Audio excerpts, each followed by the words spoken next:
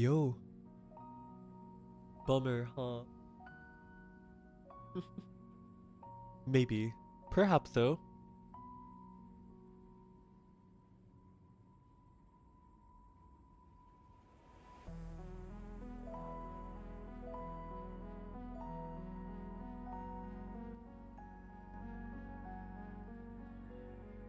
Although regardless, I personally would not say that it's necessarily 100% a bad thing, right? Because at the very least, and this might sound like extremely, I don't know, copium or whatever take, but one of the reasons that people are so mad to begin with, and this is like psychological, right? The reason people are super mad and just being really vocal about everything is at the very least because they really fucking care about the game. So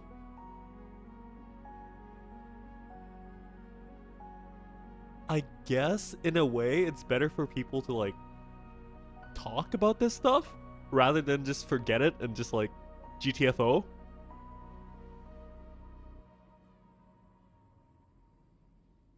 I don't know. It might be a really bad take though. Like really bad take.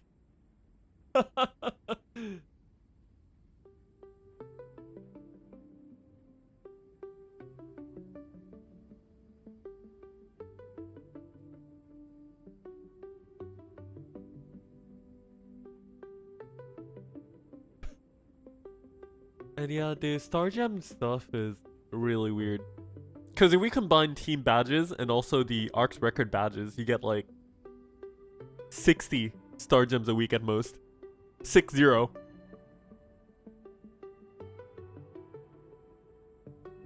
Jack, good morning. Fine, what's up? Lunar. Dun dun.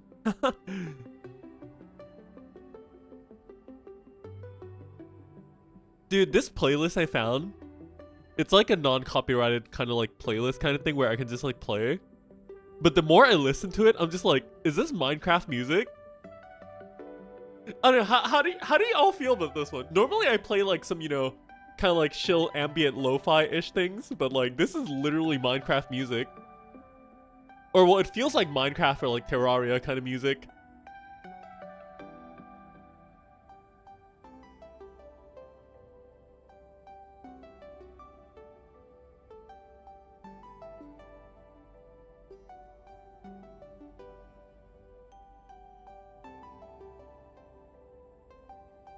Will be good for next week, dude. Jack, that's so genius, dude. I'm just gonna play this playlist literally like every stream now whenever I do creative spaces.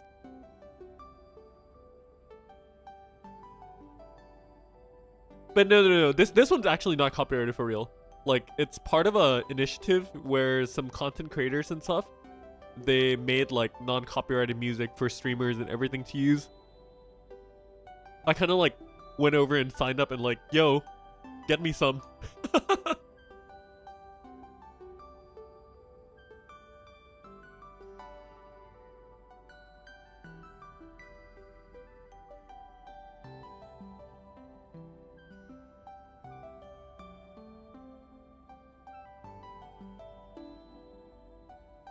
Also, I'm not entirely sure if like my challenge mode group today will be like late or something. There's some things going on a little bit. Also, the audio today should be significantly better than yesterday's stream. I messed up a little bit because I didn't realize that like sometimes when you play like open random video games or applications, sometimes it like messes your microphone settings, and I completely did not see that.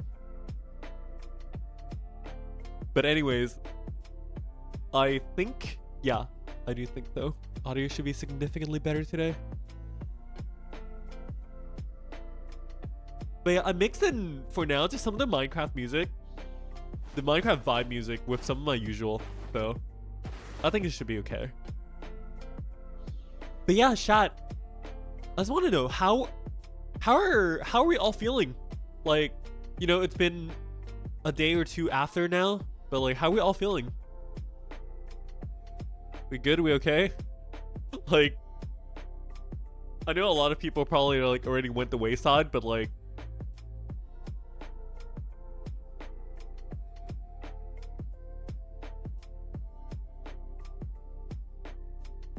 I don't really want to like write off everything just yet.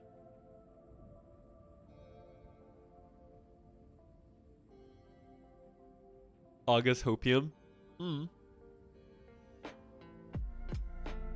Dailies aren't gonna finish themselves. Yeah, well, yeah. I mean,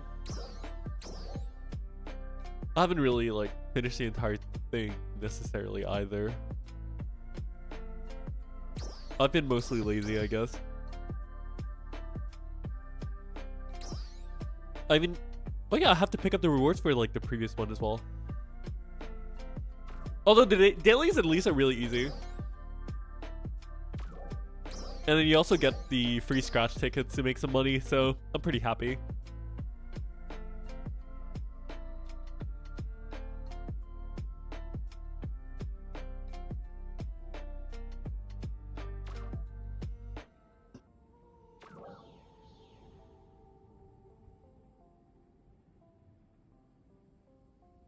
Am I excited for the new collabs?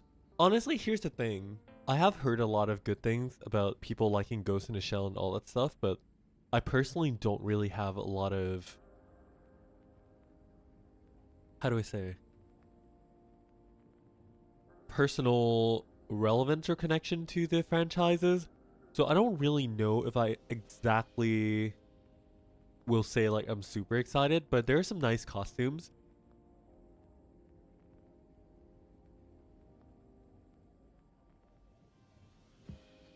Also, you know, Phantasy Star as a whole, I can't exactly say for like the older generations of games, but I feel like from what I've heard from people and seen from things like, you know, where people were talking about like universe or things like that, or even how I feel about PSO2 legacy as a whole, I feel like regardless of what people say, social is a really big aspect of what makes Phantasy Star Phantasy Star.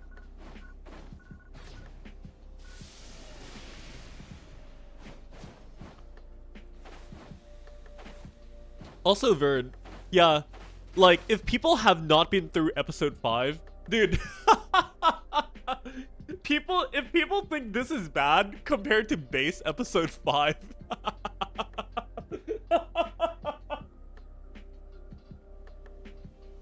I don't mean to like make light of this situation or anything, but for real, like this shit compared to episode 5 was nothing. Episode 5 was so bad.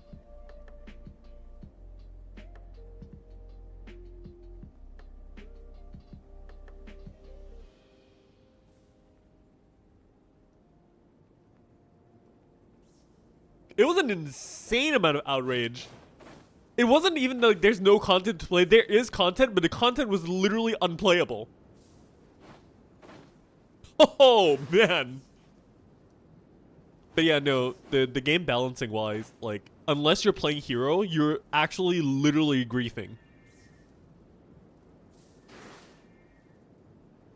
Basically, like, people would get so elite to the point where you would get kicked from parties and shit if you're not playing hero.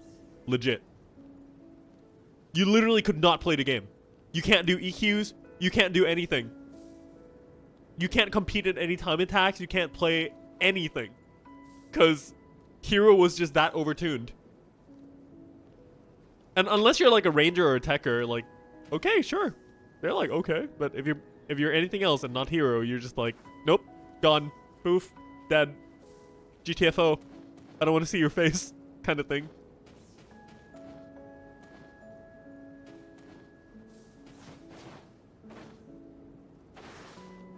Terra PTSD, I'm so sorry.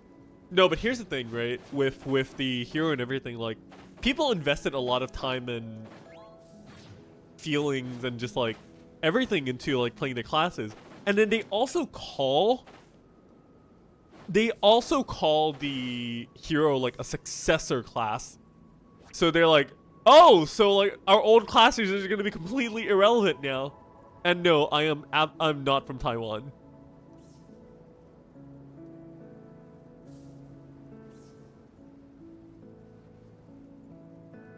That is a very wild guess.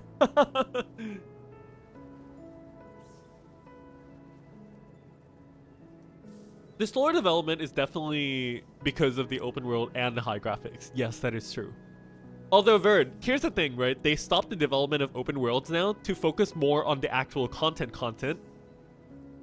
However, everything is kind of just like only done in April, which is what Kimura said. So what it means is, effectively, we're only at the very beginning of now. All right, the game is effectively at 1.0. Effectively, what Kimura said in that one apology video is that this is now a 1.0. Like, this is NGS 1.0, period. They're not continuing the development of open world, yes. So we're going to have Alpha, we're going to have this, but like, the types of content, the type of quests and everything that's going to be coming in the future is not going to be revolving around the open world like this like anymore. We're not going to have like a new region kind of thing.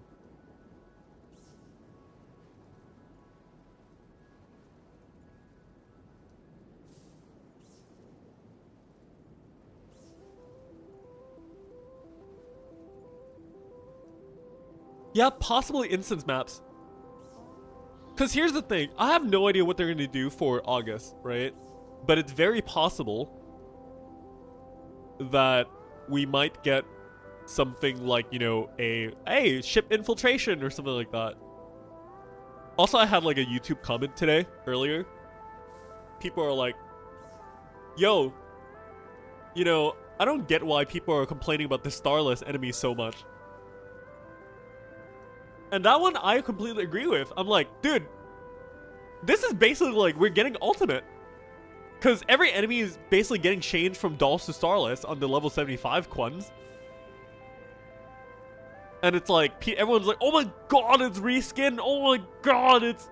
I'm like, dude, have you never played literally like any other video game or something?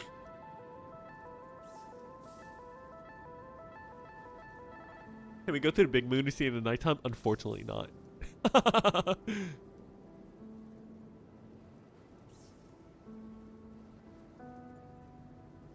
Like, I can take any other complaint, but I'm not gonna eat up the complaint about reskins. That one's just kind of like bullshit. I'm sorry. Also, don't forget to like people's fashion catalogs for SG if you haven't done or so already. I did already today, so. But always like Stall, and give Stall the funny face. Boop. Alright, I'm gonna go over to Star Gems now. Let's go. Time to go to CM. Do-do-do.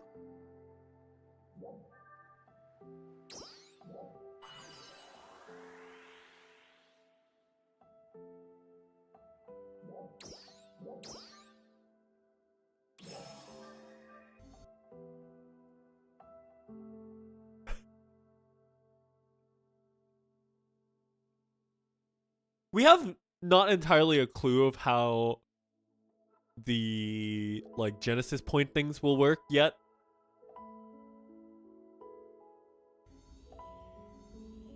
Kill, I kind of want to agree, but in a way, I also don't want to go running around chopping trees like a lumberjack.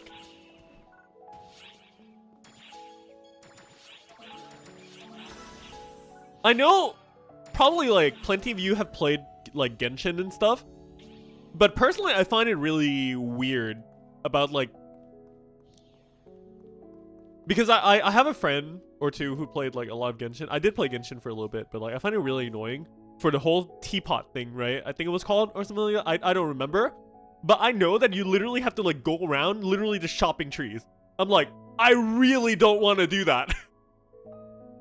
I really don't.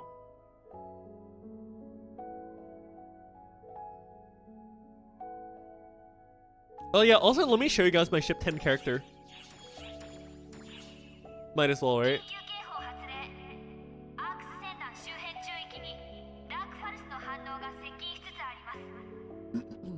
Nothing too crazy. Just very standard. I kind of tried to mix like brown and pinkish kind of color schemes over there. I think she's okay. Nothing too crazy. I like this hair though. I want to play around with it.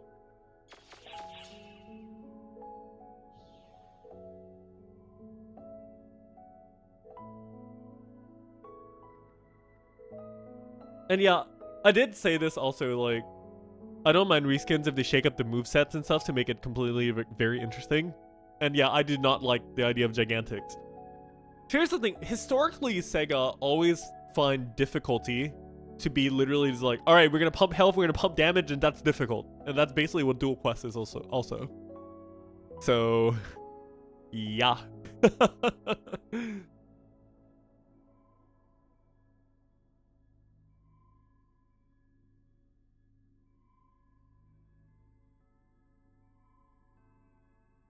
Dude, Wormopedia That's probably like the best take I've ever read.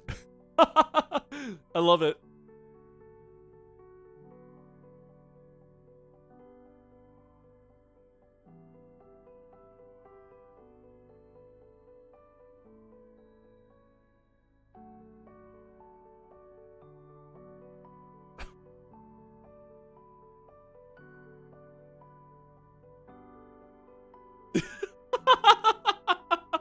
Dude.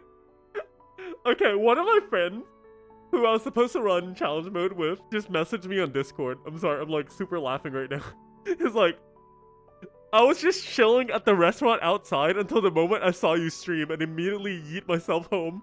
I almost forgot there was CM. I did not plan this stream. But I guess I was lucky. Because if it did not stream, I might not have a CM run tonight.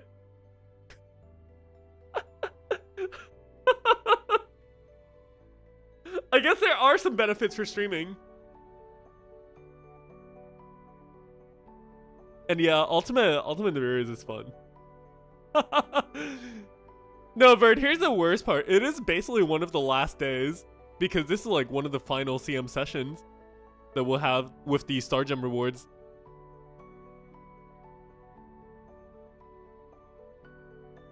And yeah, Zen, exactly.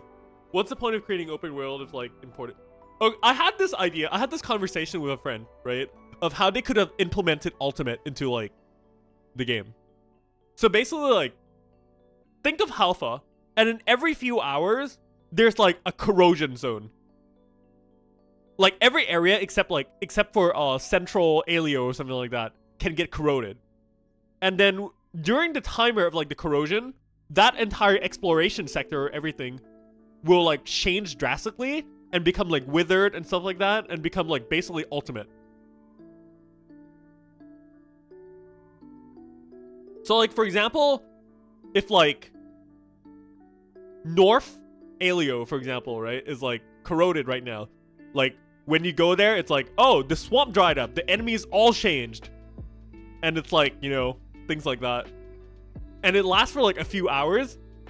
Or like until, like, it's like kind of like a world event where, let's say, players defeat like whole ship, right? Defeat like maybe like, I don't know, 100k enemies or something like that. Once like 100k enemies are defeated, and then like boom, there's like this one big boss you have to defeat or something like that, which is like a dread enemy, for example. And then once you kill the dread enemy, it's like the area returns to normal kind of thing.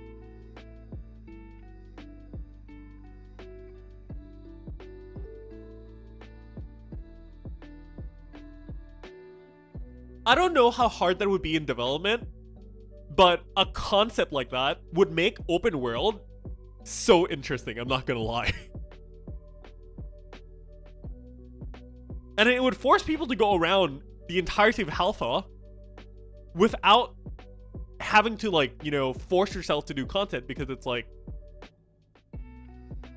the world is ever changing, right? So at least like the content still revolves around the open world kind of thing. I think it'll be cool. Just a concept idea. Maybe.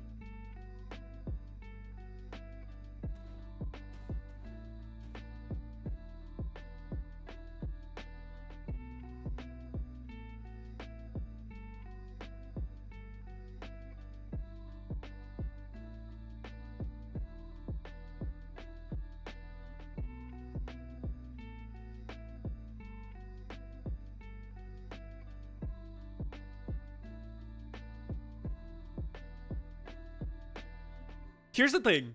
The most interesting thing about that concept is like the final enemy needs to be like unique. Something like an Anga, where you would only find in Ultimate and nowhere else.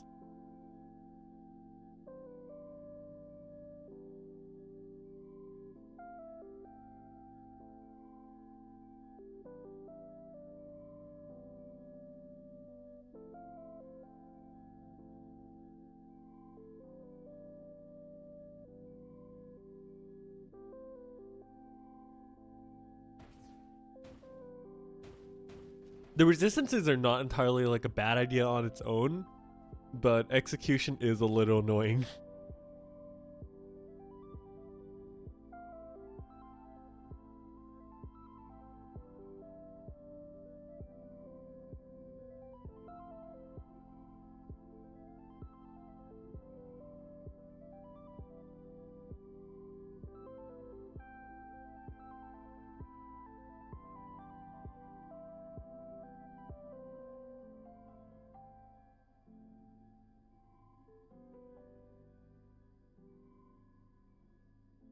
Is July another seasonal? Was it confirmed? Actually, I wasn't entirely sure. I know it's like a Sonic thing, but yeah. I know I killed Anga like 1,000 something times. I made a bet with my friends, like who's gonna get like an Anga drop first. And then so when we were farming Ultimate, we made like tally shards. And I killed around 1,067 Angas or something like that. Until I got my first 24 lightning Ares katana drop.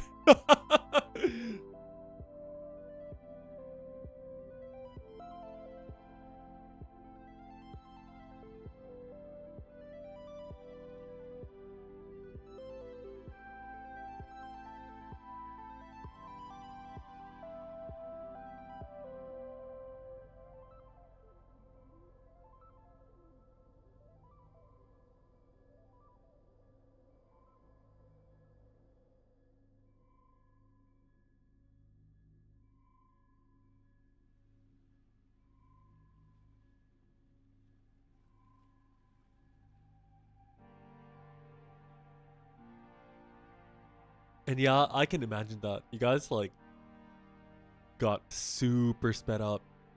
Insanely sped up.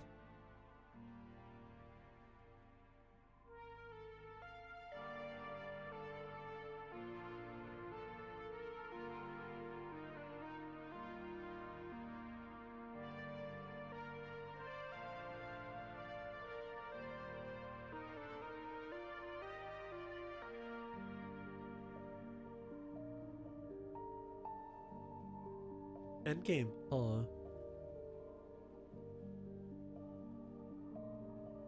And no, Shaq, I don't think it's weird to say, because at the end of the day, it is an MMO, right?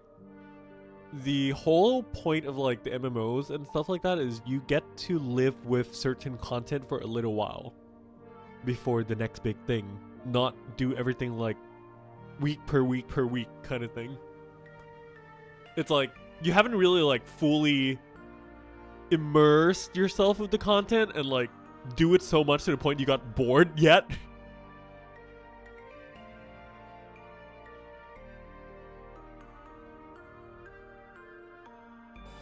You know, I also have a weird idea. I don't know how practical this would be or anything like that, but imagine if everything in NGS, like every single class, animations and everything were sped up by like 20%. I think the game would be great. Not gonna lie. I feel like literally just increase the speed of every class by like 20% and you're golden. Golden like a tiramisu. Haha, that was smooth. No, I'm just kidding.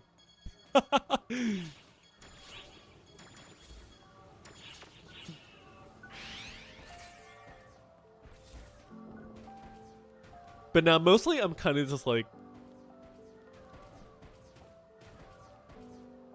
streaming also to number one, document like some of the very last CM runs of my usual groups and stuff. And number two, I'm also preparing for just making sure that I know what to do when it comes to like the production of some videos later on. Because I know I'll be doing a lot of video content for both fashion and also for creative spaces. Also, Cloudy and Shaq, just do note that the devs did confirm before in the previous headline, back in like Jan or Feb, I can't remember, but when Ultimate Evolution was first announced, they are moving away from new content implementation in the form of a new region. That was specifically said. We don't know how the content's going to be implemented from here on, but it is not going to be a new region in alpha.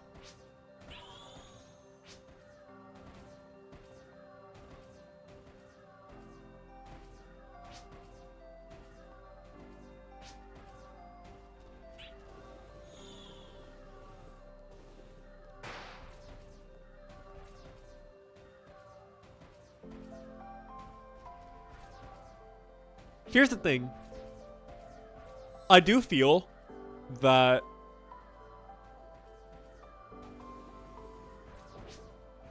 the open world formula kind of doesn't exactly make Phantasy Star Phantasy Star. I feel like Phantasy Star has always been like arcadey in nature, where there's just a big social hub and then you just go do quests. And I feel like it is a really good identity to what SEGA games are also.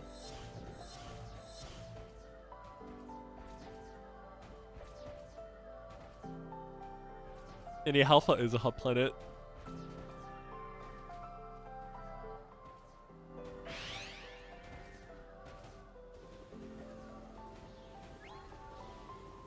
And now we're, since like I said, in April they did say that this is now finally a 1.0 game. So this is the intention of like what they, oh my lord, I forgot to mute my phone again, I'm so sorry.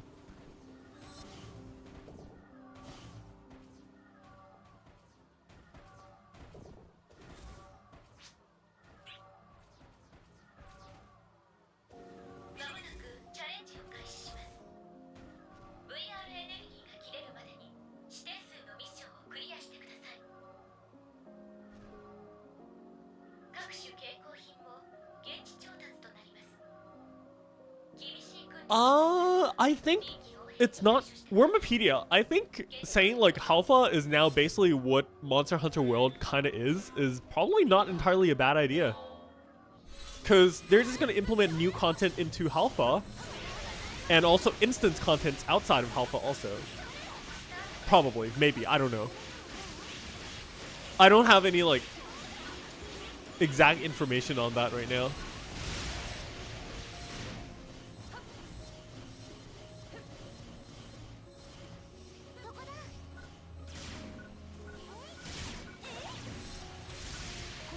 Oh yeah, one thing about the Indians, yeah, I know, right?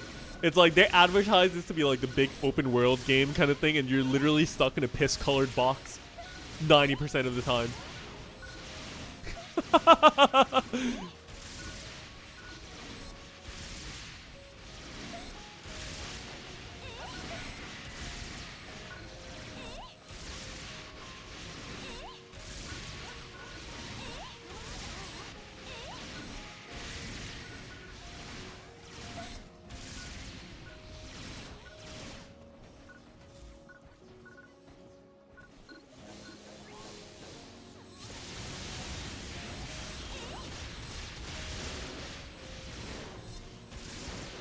Oh yeah, also, chat, let me know if like the game or like the music or whatever is like way too loud, by the way. I don't have like my monitoring set on right now, so I actually like can't even like know how everything sounds like until after stream. And yeah, the Falls returns basically every like 1,000 year, which is kind of like the entire plot of NGS being 1,000 years ahead kind of thing.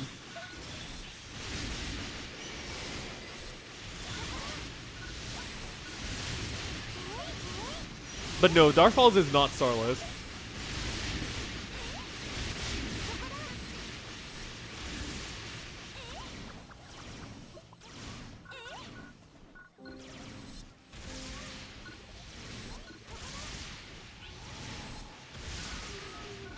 You promise cats you don't see any? Well, you will soon. I'm not gonna blue ball you from low res cats, it's okay. I promise.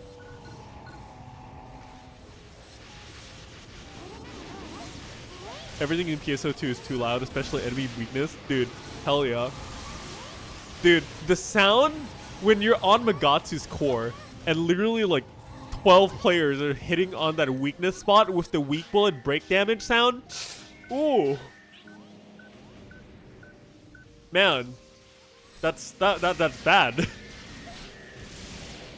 Limited mechs were not falls, but they still kind of work-ish towards like something profound darkness, something Shiva.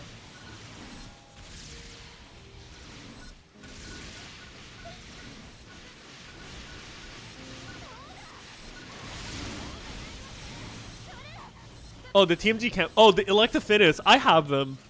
I love my Electafinis. Dude, even my friends, like 2-3 of my teammates, like literally refused to party with me because I would not use anything else but the Electafinis. I freaking love them.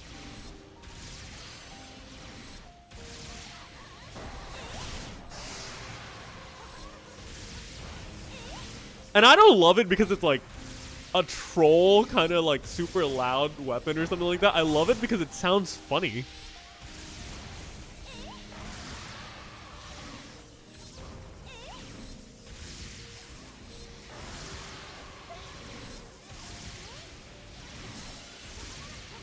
No, but that's the thing, Rob. You got reverse Uno'd. The NGS Dark Falls are not Dark Falls. You got bamboozled. It's actually not Dark Falls.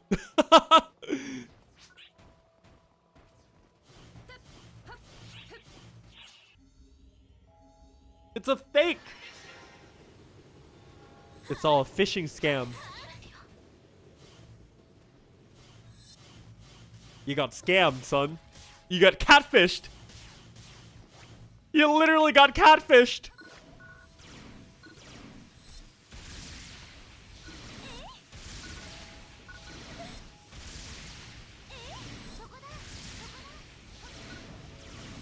Also, Cloudy, it might just be that they're not doing new regions for the time being, or for the foreseeable future.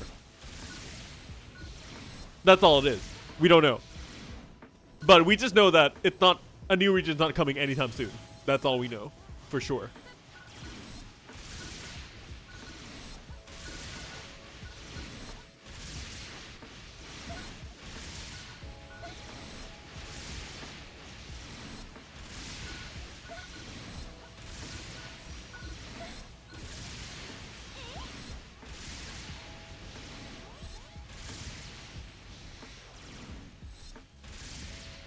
Dark Falls Crawford is still a possibility. That is also true.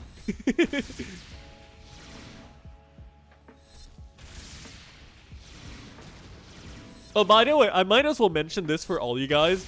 In case you guys have not watched the Headline Plus thing. It was confirmed, by the way, that on June, the Chapter 6 Part 1 story is literally not what Chapter 6 story is. It's literally just a prologue to a new chapter. To a new story chapter. So don't expect anything good from the story, basically.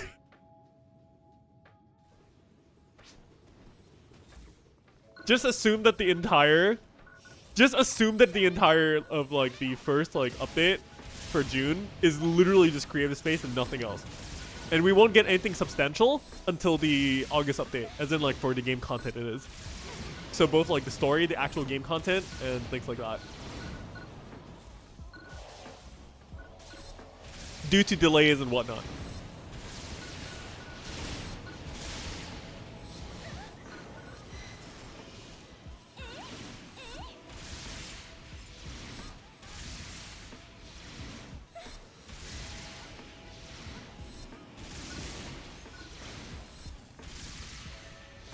Also, one more thing. I have to remind everyone that the whole creative space and personal quarters, whatever my room thing, whatever you want to call it, was not originally planned to be the way it is. It's only now the way it is and started big development because the players really wanted the room feature. So SEGA got together, heard the feedback, and started developing the room system, aka creative space. So you literally cannot say that SEGA has not been listening to feedback or listening to what the players want. Because if they have not, then creative spaces would not exist to begin with.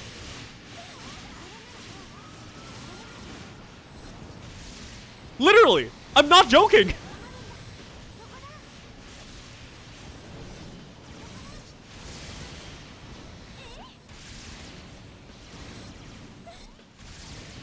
G-Wave's an danger reserve race. Regardless of what, here's the thing, right? Most of the community is just gonna look at all that everything that they said and whatnot as literally just SEGA damage control. But that's not the truth of it. People don't understand. People literally do not understand.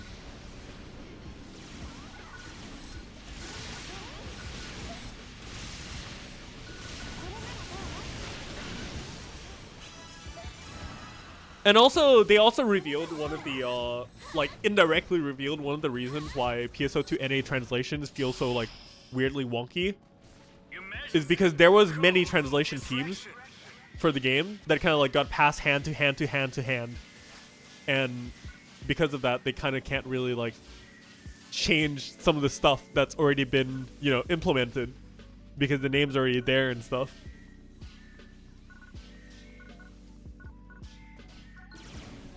So it would be kind of weird if they just like randomly change the name.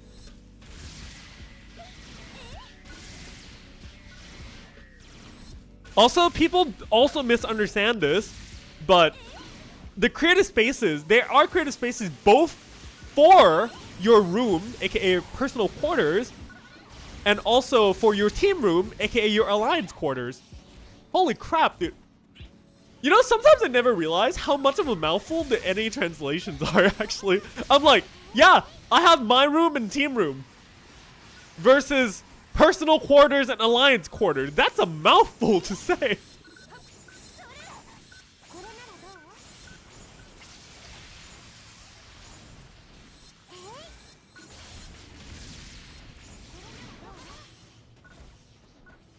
Oh, man. I'm tired just from saying the really long words.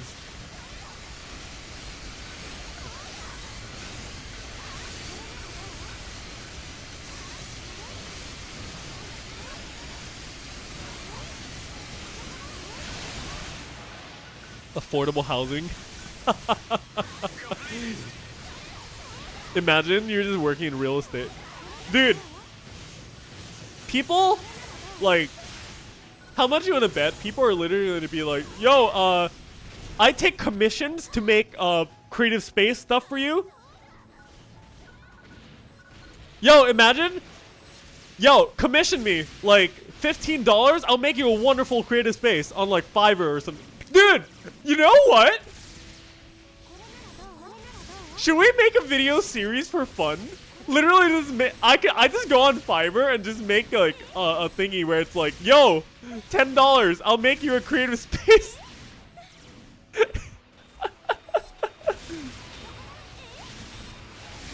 That sounds awful, not gonna lie, but that also sounds absolutely hilarious. Yeah, literally the NGS real estate series.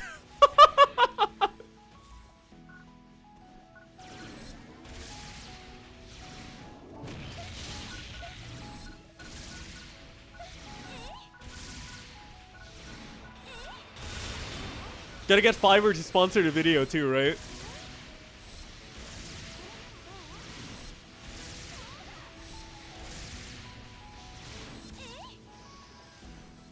Pimp my space?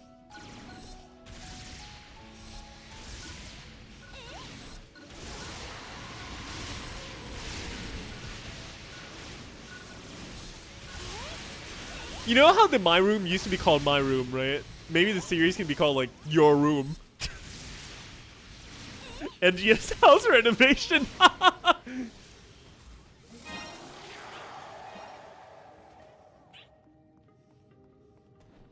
And yeah, definitely, Bird, you are absolutely correct though. Most people don't understand like how the whole thing works and everything like that. The communication structure is a little bit like, I wouldn't say it's necessarily unknown kind of thing. It is known, but it's just not known by a majority.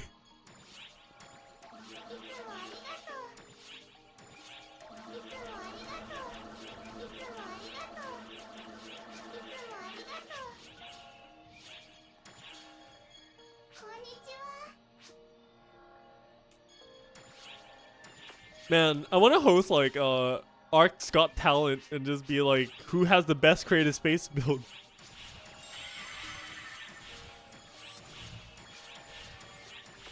one of the problems with doing like stuff like, you know, competitions of like, yo, who has the best fashion, who has the best screenshot, who has the best whatever, is that it's all art and it's all up to taste, right? And it's kind of, it's a bias kind of thing. I feel like it's a bias kind of thing. It's really hard to host kind of like series like that.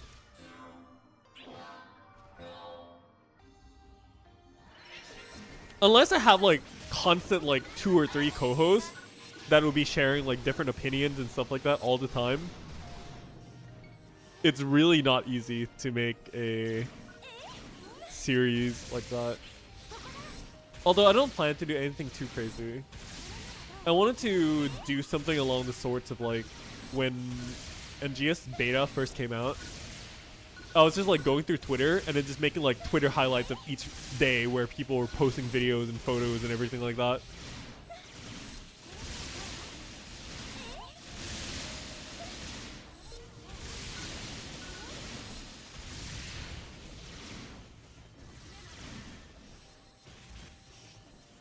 Honestly, at the end of the day, people have to realize, honestly, I think Creative Space is amazing.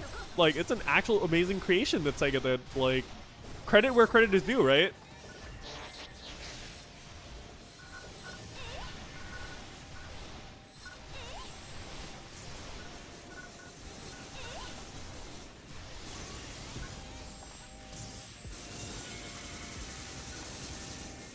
Kerblam.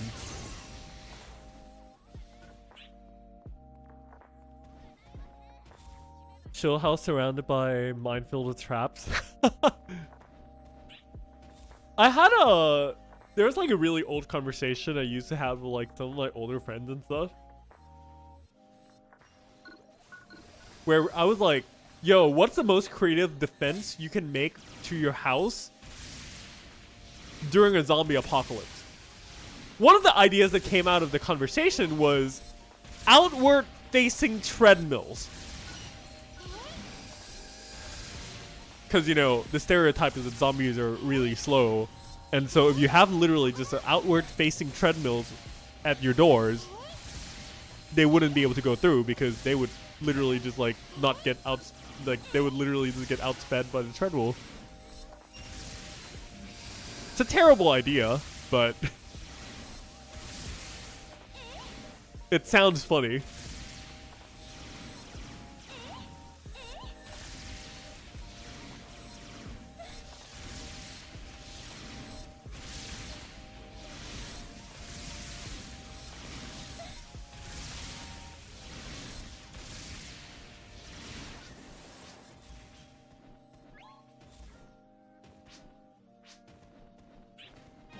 Also, dude, Tiramisu, I don't think anyone would care about wasting electricity in a freaking zombie apocalypse, dude.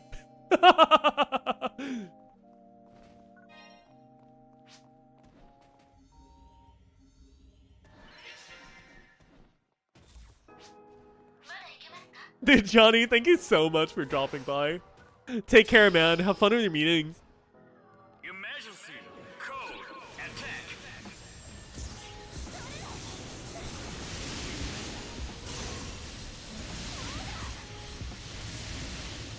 It does repel most of my friends who are zombies.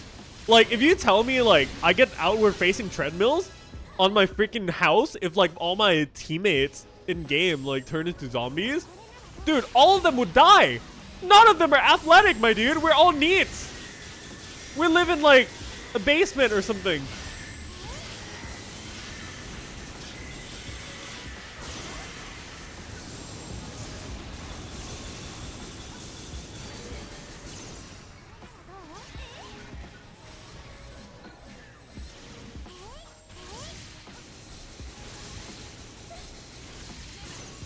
Oh yeah, we have not heard at all. Oh yeah, there's 2 things we have not heard about Creative Spaces. Number 1, non-premium. Number 2, what's the actual upper limit?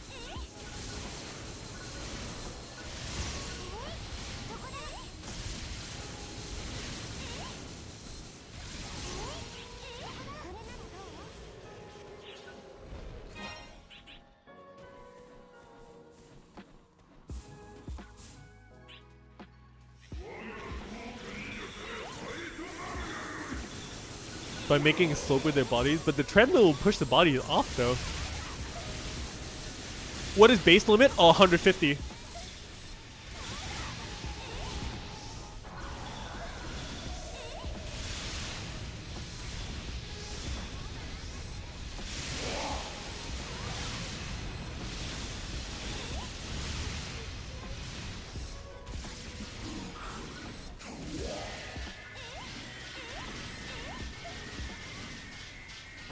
Yeah, that's the thing.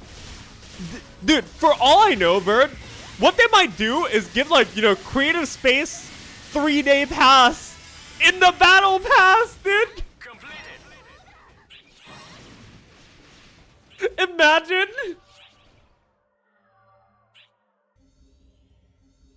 Imagine the amount of outrage that the community will have if they did that.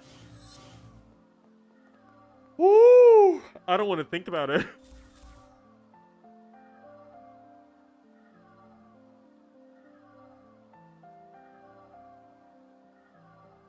I'm scared thinking about it.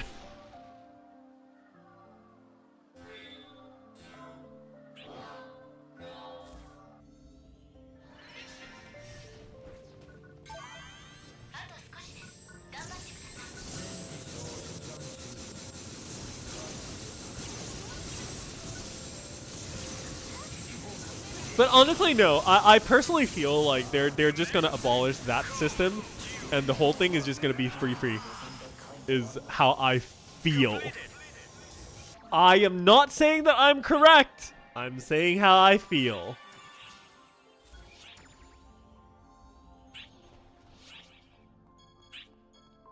And I'm pretty sure that they're probably just gonna make it very free to play friendly, because I don't know if they can handle that much more backlash at this point, right? I really don't.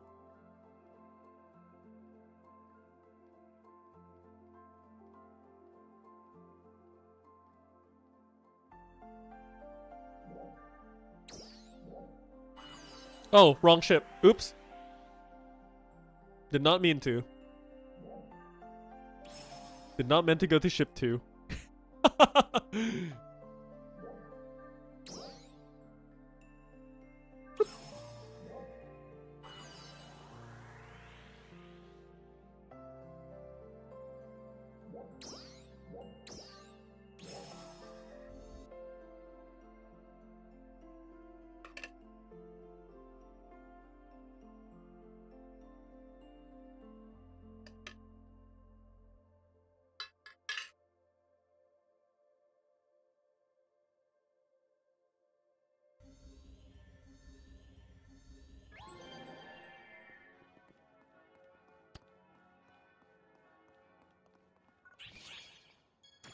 Dude, you know what? Maybe in the future, I just need to do multi-ship casino to get SG.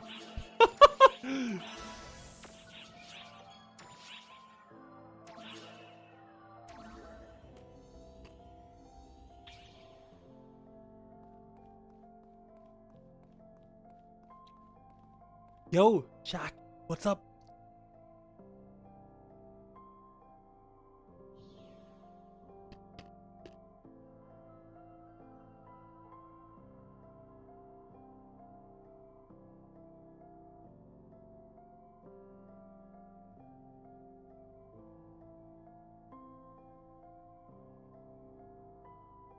But gambling is fun, pleading.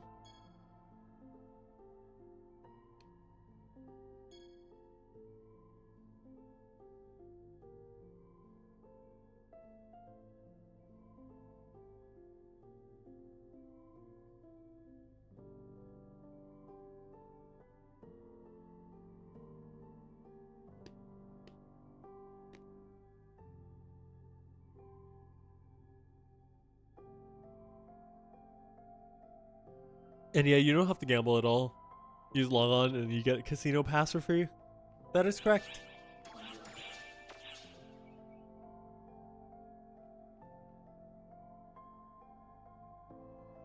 I still wish casino had a redeem all button, because I don't want to manually redeem like 1,700 passes.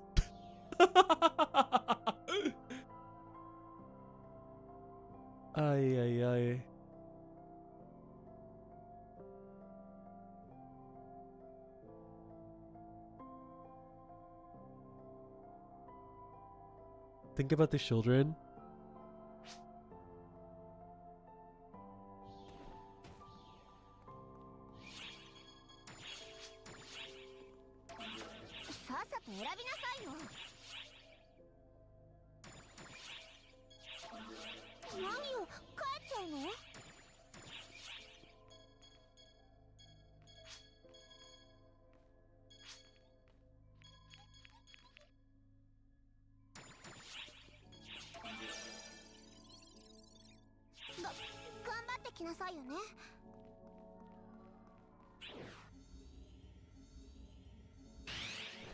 Download 113 gigabytes? Oh dear.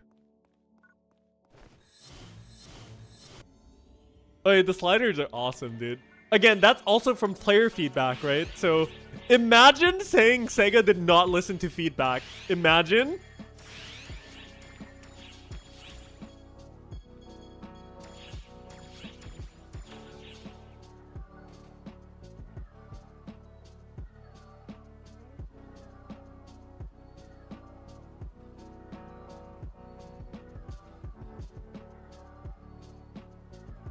But yeah, I do feel like it is quite out of proportion. Like, people are complaining almost like unnecessarily to a lot of things that are not necessarily true to the most part also.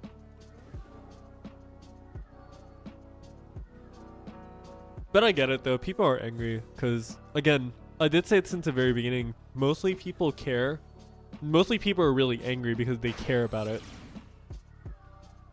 And I guess it's still better than people literally just like poof without saying a word, huh? And then the game just dies out.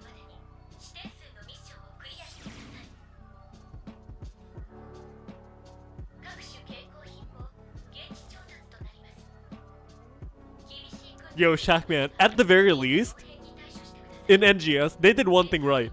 They did EQ scaling so you can actually solo them.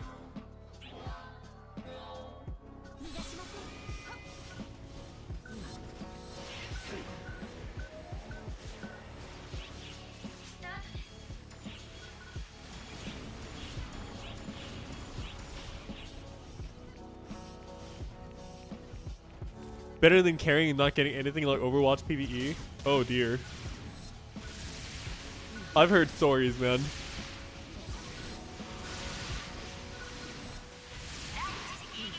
Oh, believe it or not, people solo Aegis like, I don't know. I've seen, I believe it was like 11 or 13 minutes, something like that. It's really fast. It's a lot faster than doing pugs.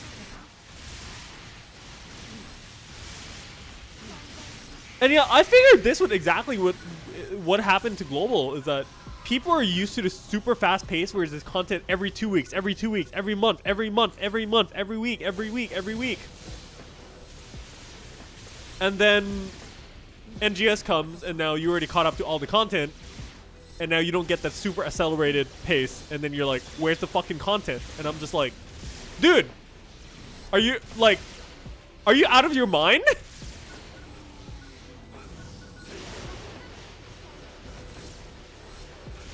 I knew this was gonna be a problem going into.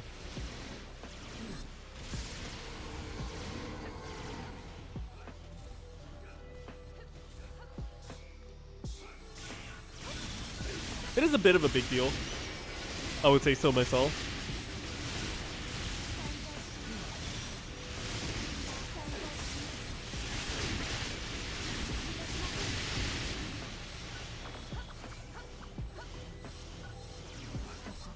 How fast global PSO2 was, yeah.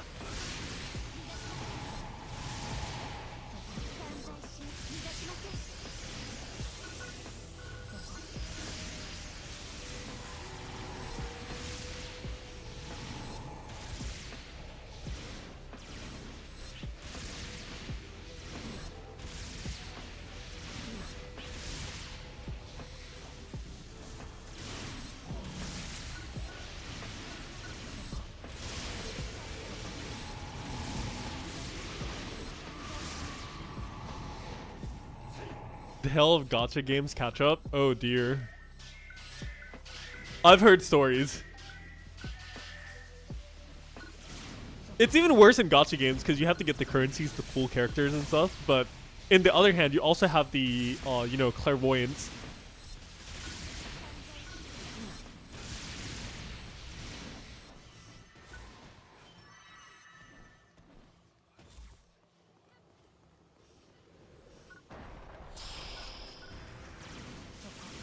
Jamara.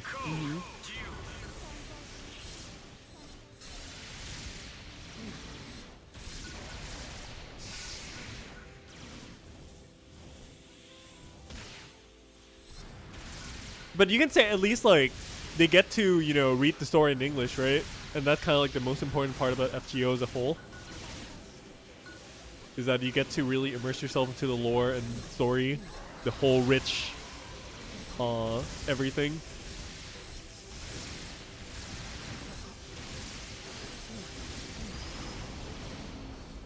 Completed. ORT?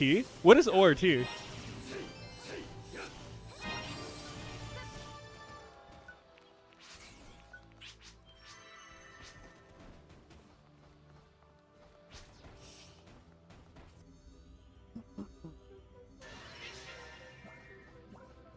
Speaking of Blue Protocol, oh yeah, Blue Protocol Global is like releasing next year, but JP is releasing like basically next week, isn't it? Oh, ORT. Oh my god, dude, I'm so sorry, Team Research, I'm so sorry. I was trying to think like, what are you talking about? I'm like, ORT. Hold on, what? Is that like Orc Blonde? Is that like some weird global translation? Is that the... I'm so sorry.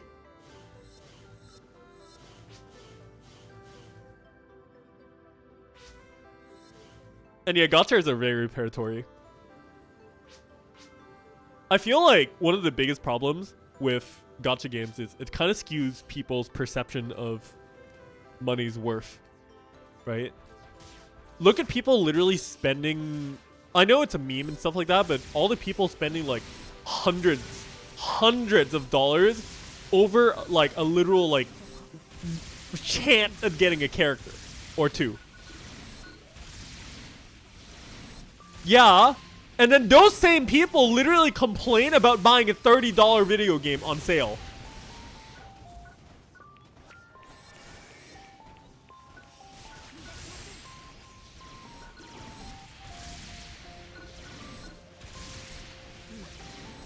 Yeah, they have great art, but with the money that people wail on these gacha games, I'd rather commission the artists themselves to draw something for me, dude.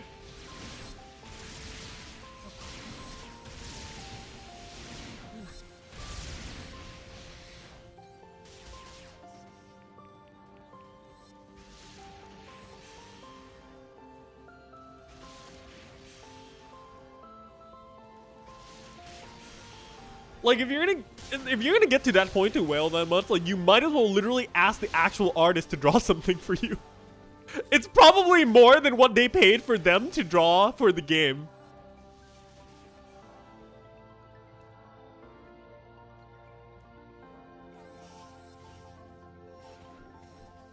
I think I heard about, like, the thing about, like, I think it was in Genshin, I can't remember, was it Lily Pichu that voices Sayu? Or something like that, and like she tried to like wailed for like her character and basically wailed more than she got paid voicing the character. Something like that. I don't remember exactly. I could be wrong, but I feel like it was something like that. I could be wrong. But that's really funny to me. But I know for damn certain that my friend who voices Zelia in Star Rail also went for like full whale mode on that. And well, basically all the money that you got for voicing basically just goes back into the company anyways.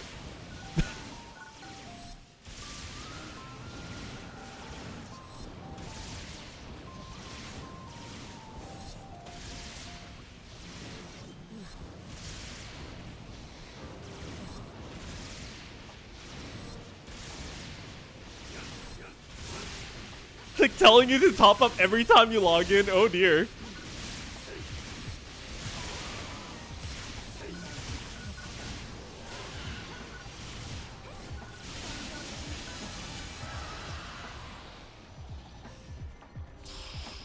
Yeah, yeah, yeah. Your Majesty, code, distraction.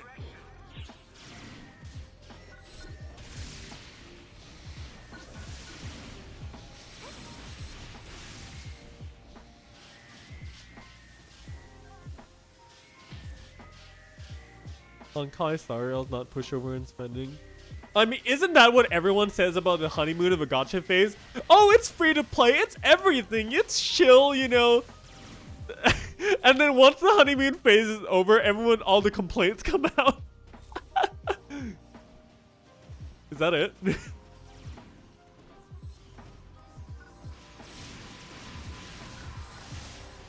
You only realize when it's too late.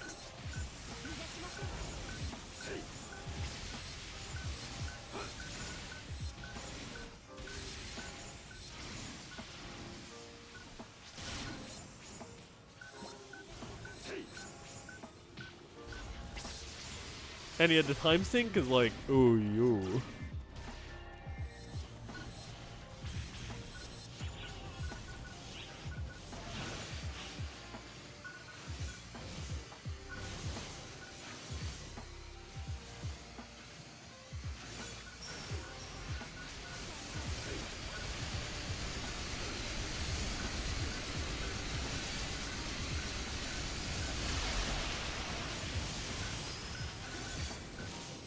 Completed.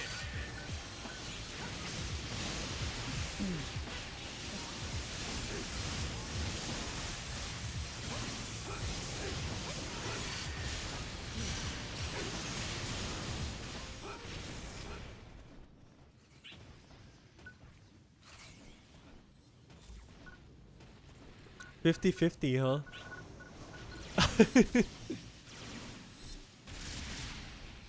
Power Fantasy.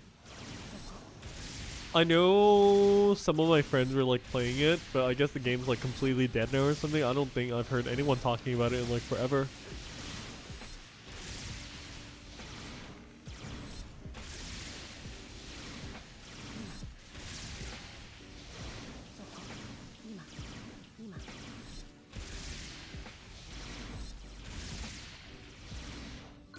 I mean, it still won't change the fact, really, that gacha games are super predatory. It's generally really low effort for a very high return compared to literally, like, you know, PC games or even, like, AAA games, whatever you want to say nowadays.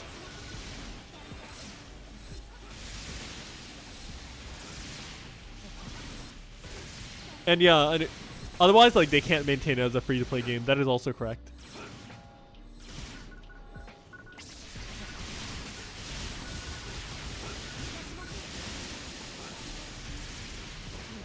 But that doesn't exactly make the predatory nature of it, like, any much better, to be completely honest.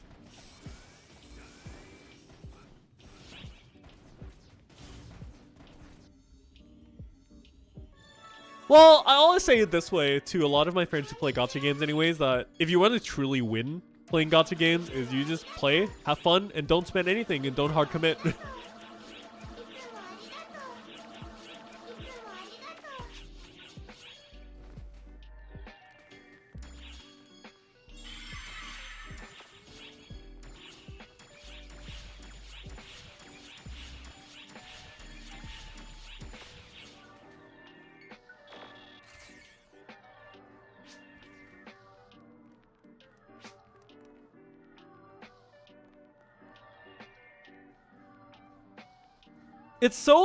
It was hard for me to see, honestly, like, when my friends are like, oh, this character came out, like, next week, I'm gonna go throw, like, $200 on it. I'm like, I don't know about that, buddy.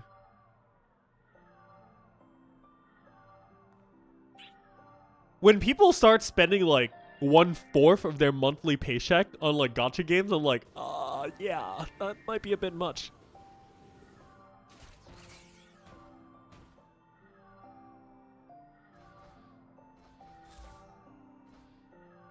But then again, it's also just, you know, some people, when I ask the same thing, right, they also say it in a way that, like, oh, you know, it's like spending on, like, a hobby. Like, if you buy miniatures, if you buy cars, if you buy stuff like that, it's kind of like the same thing. But in the end of the day, as long as it makes you happy, I guess it's okay. Question mark?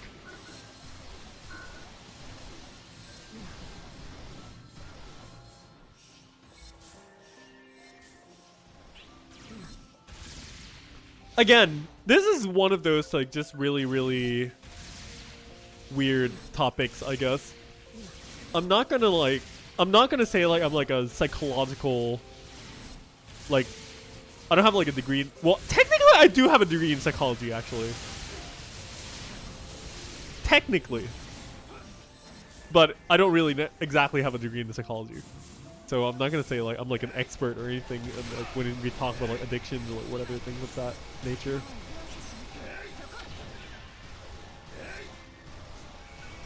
I can only share my small opinion of how I feel. RC the mentalist. Imagine.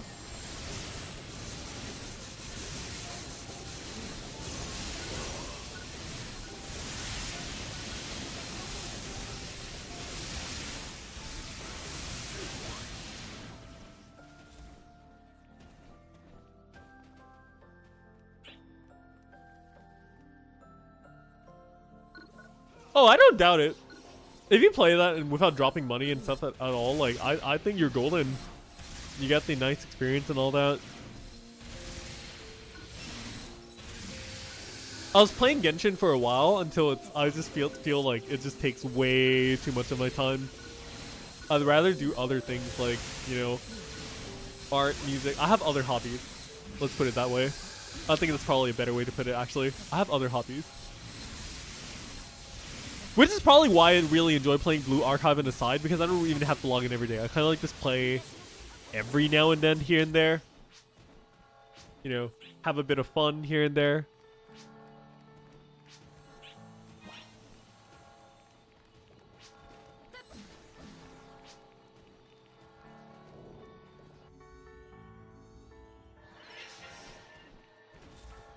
I really don't like open world as a whole.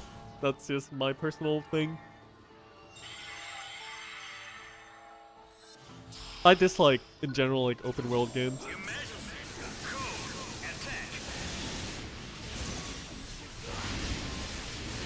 Ow. I think open world in like a single player RPG and stuff is great. Like when you're using the open world as like a storytelling element and stuff like that, I think it's great. But in terms of actual like this open world being like this MMO content and you just have to play it only in the open world and stuff, it's just like I don't know about that one.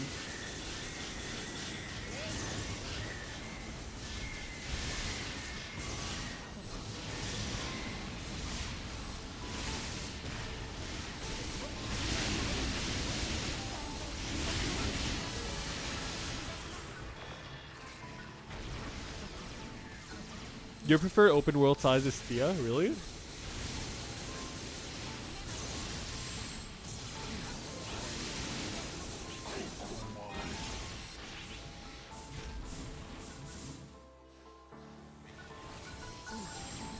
Genshin is a story-driven game. What is there to do? Wait, did I just spoke like? Wait, hold on. What did I? Wait. What did I say? What? Wait, what did I say? I don't even know what I said. What did I do? What did I say?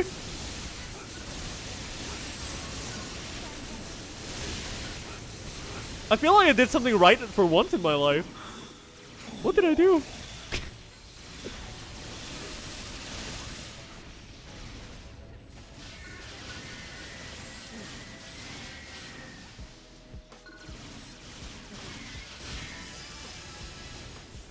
Also, unironically, I enjoy doing this a lot more than even just like running NGS dailies. If you ask me like, do I run CM every day or NGS dailies? I would run CM every day because the gameplay is more fun. That's so messed up, dude.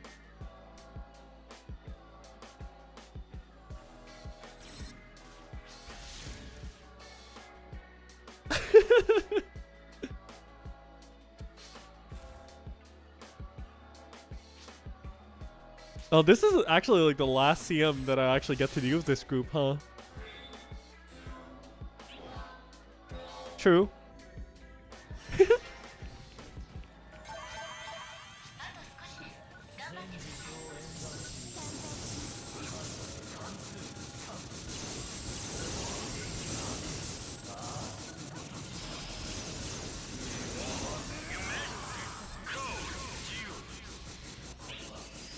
Oh yeah, dude, guys. Speaking of open world, because of yesterday's stream, one of my friends were like watching my stream and stuff like that. When I was talking about like, oh, everyone's telling RC to play games. RC play Diablo 4. RC play Street Fighter. RC play Star Rail. RC play every. So the said friend kind of convinced me to buy Diablo 4, so I did. I don't know what to expect though, but I guess now I have something to do alongside creative spaces. And that is my confession.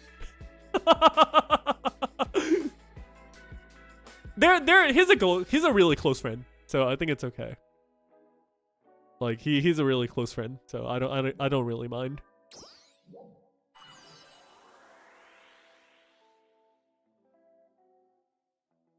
And he specifically wanted to play with me, so like I understand it.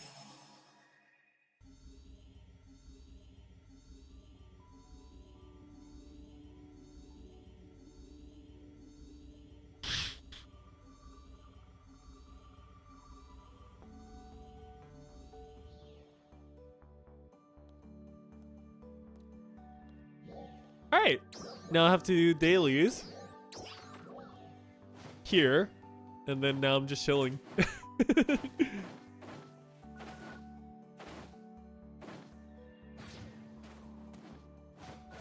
I probably won't like the usual. I don't really like stream or like play many of like other games here or there too much on the channel. But I'll probably just talk about it sometimes on stream here and there. Maybe. Low risk. Is there an, I don't think there's any cats in Retum, right? No cats in Retum. What I don't understand is like in JP, the whole thing with splitting PSO2 and NGS has already been a thing since the very start. So I have no idea why Global did not get that. Low res camels? Oh yeah. Wait, I've never actually like zoomed in on these camels' faces. Hold on. Alright, let's see the low res camel. They look pretty decent res to me.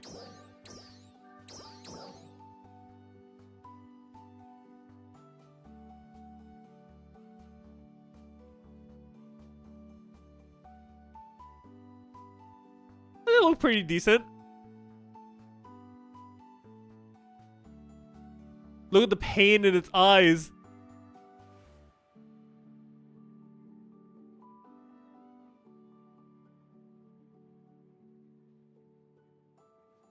How did JP take the headline? Oh, we're pretty neutral about it. It's pretty usual. Like, nothing's weird with JP. Like, I have not seen anything weird with like the JP community at all.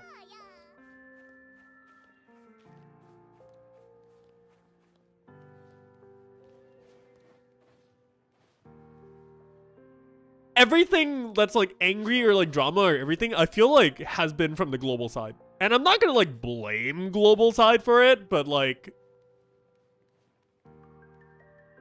I just haven't really seen anything anyone really talk about NGS like in the super like drama way, at least in the JP side. Like all my screenshotting friends on Twitter are still doing everything's the same. People are moving ships around, doing, you know, oh, we're doing screenshots here, we're doing screenshots there. The usual people talking about like, you know, data verification, people who are doing like the frame data, all that stuff. They're usual. They're like, oh, we have these new skills, we have blah, blah, blah, blah. And they've been trying to like do frame data, everything. Basically more or less like, there are some complaints as usual, but like I have not seen anything crazy over on the JP side. Personally. I could be wrong, but I have not. But here's the thing. For us in JP, we've been through this shit for 10 years.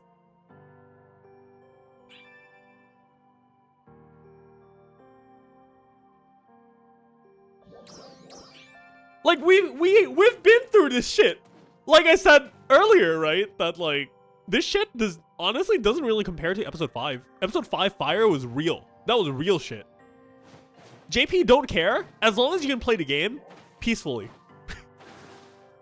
But the moment you can't play the game peacefully, aka hero, that's where real shit starts.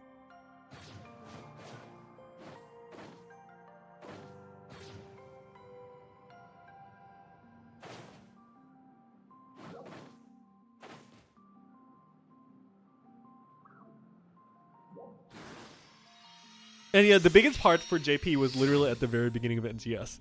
Because we've been stuck with base PSO2 for like way longer than you guys on global. And we have extreme sentimental value about base PSO2. I was very ill feelings about NGS since the very beginning as well. But I'm fine now.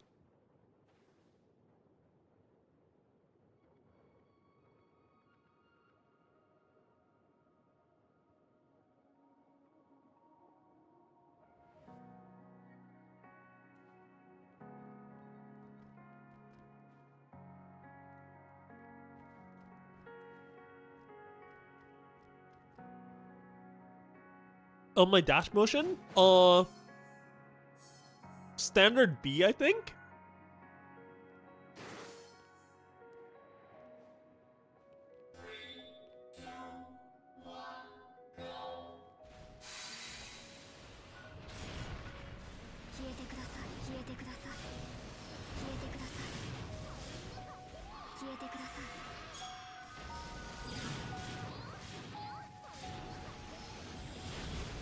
And now JP does not move on from base, my dude. Every time there's like a super Sotum, the HTPD, whatever you want to call it, like, I can always find pug parties.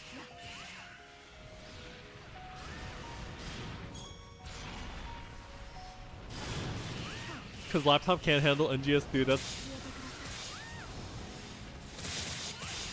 sucks. One of the things I think was really, really good about PSO2 since the very beginning was like the fact that you can play on like almost any device.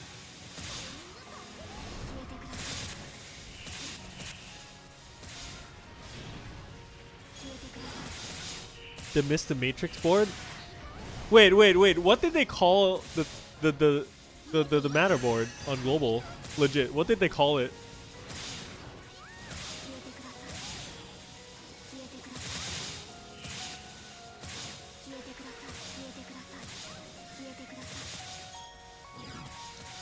Matterboard had really cool ideas, but the execution was just not good.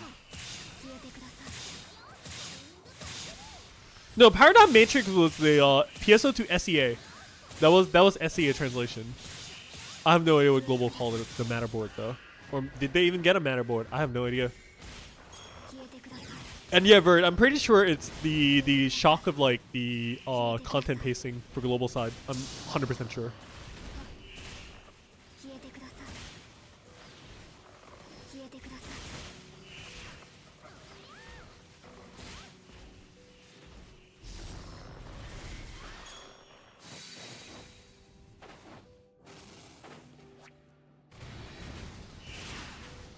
I wish NGS wasn't so high spec, to be completely honest. Even I had to upgrade my PC for NGS, dude. I was like, I can't do this.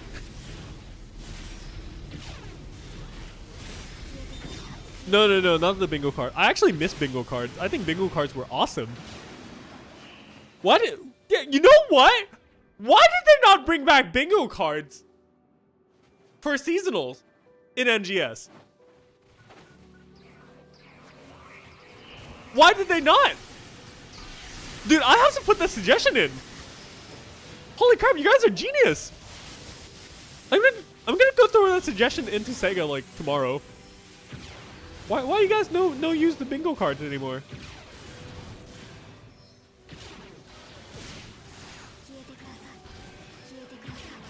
Well, technically, I guess you can say that this thing right here, successive trainings, is basically bingo cards, but it's just worse.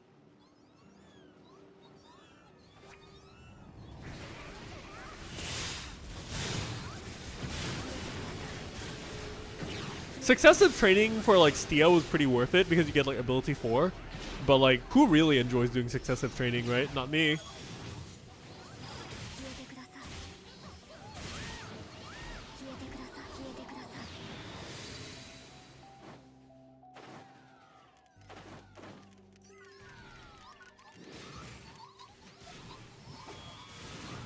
Yeah, the rewards are so bad until Stia. And yeah, that's a list, not a card. That is true. But the point remains. It's basically the same concept as a bingo card. Are we gonna get another one for stallers? Please don't. I don't want any more of that. Like I can't take more.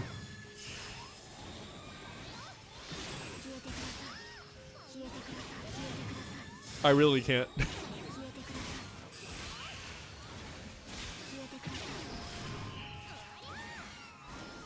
But ability 5. Oh my god.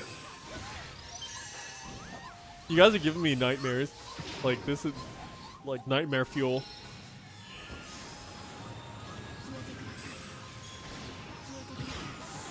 And yes, it's casted. That's exactly it. It gives a lot of personality. And also we get the bingo announcer guy, you know? I love that guy. My god. When can I get the DLC? Sega, where's my DLC, Sega? I'm literally gonna pay money for the old announcer pack. I feel like the flavor is much better. And that's the important keyword. The flavor.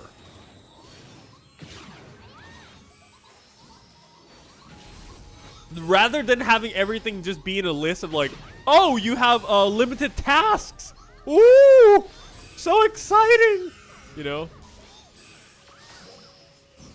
At least a bingo card, aesthetically and flavorly, is like great. And it's only for seasonal too. So, I mean, I'll take it. Literally, I'll take it over the seasonal thing we have right now.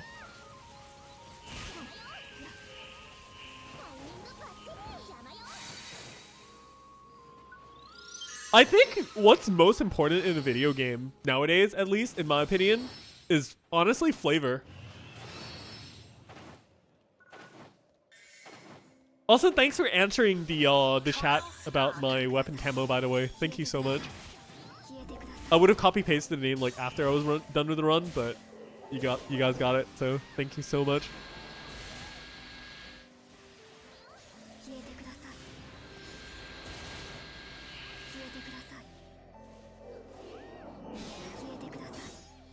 Battle pass it is? What do you mean by that? I think PSO2's battle pass is like okay. It's not like crazy. But what I feel, one of the games that I feel does battle pass, if not the best, is probably, in my opinion, Closers. Because Closers does not have a regular battle pass, but there's an event. It's a literal event where you have a battle pass during the event. So it's like not a all-time battle pass, but like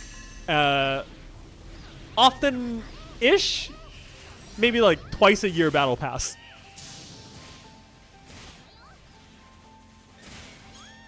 Success. And yes, I do play Closers like every day, though. Does PSO2 Battle Pass cost SG? Yeah, 100 SG, I believe.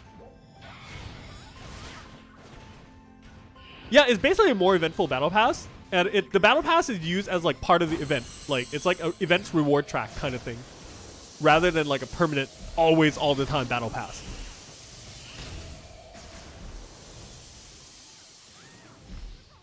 And yeah, it is nice that we don't have to spend real money for NGS.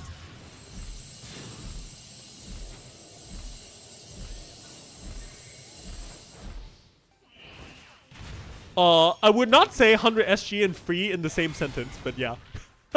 Free isn't you don't have to spend real money.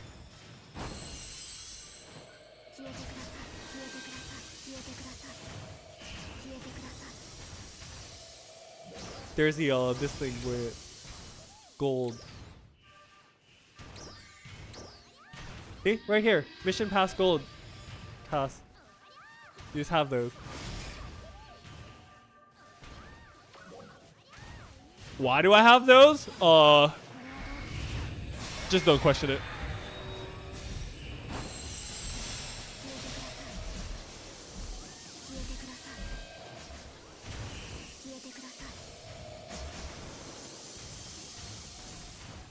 Oh yeah, SG rates are absolutely asinine.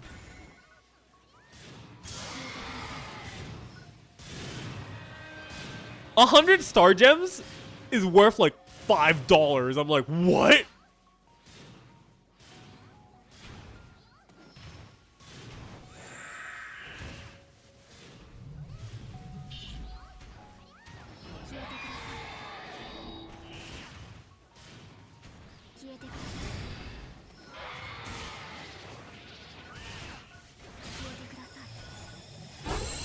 NGS Gacha is on this group bet. At least you get a guarantee at 30 pools. You can't tell me you enjoy Genshin Gacha more than NGS Gacha.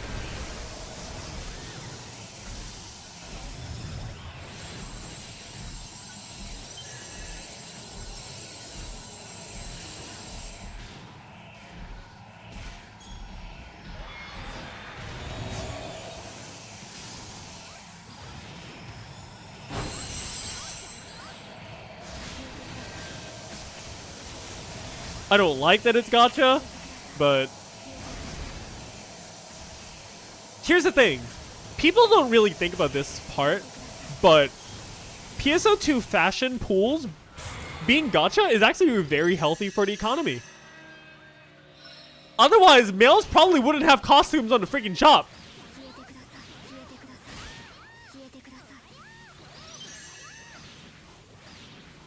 And you can put stuff in the player market. That is correct. Everything at least has some value of sorts. Rather than in gacha, you're just like, oh, I pulled a dupe that I already have like 200 dupes of. Trash. Success. Yeah, something like that. something like that.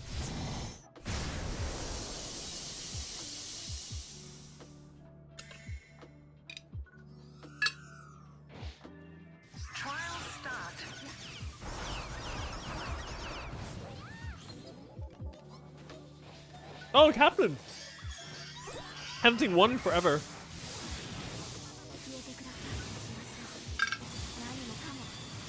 Boom.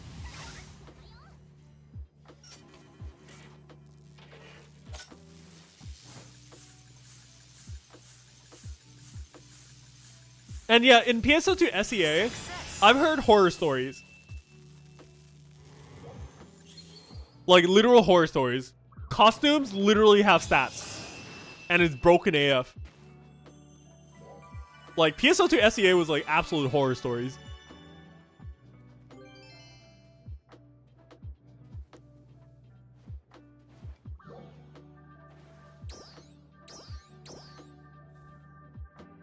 That's a lot of jobs.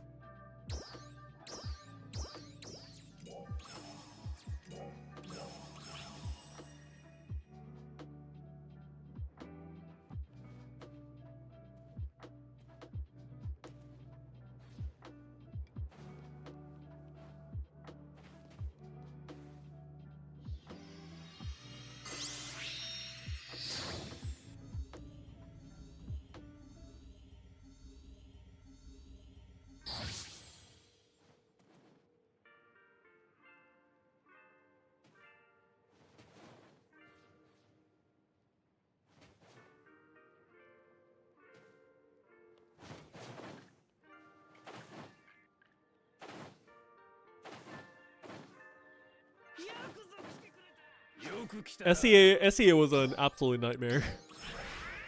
It was the most pay to win thing like ever. You'd never imagine you would ever see a world where PSO2 is like omega pay to win. It's crazy.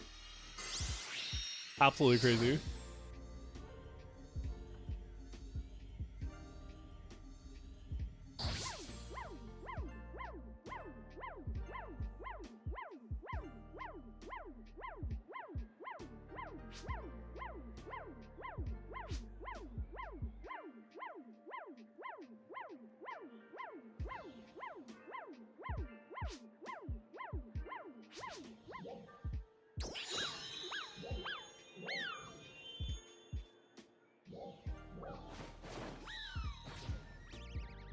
SEGA ships are first recorded starless in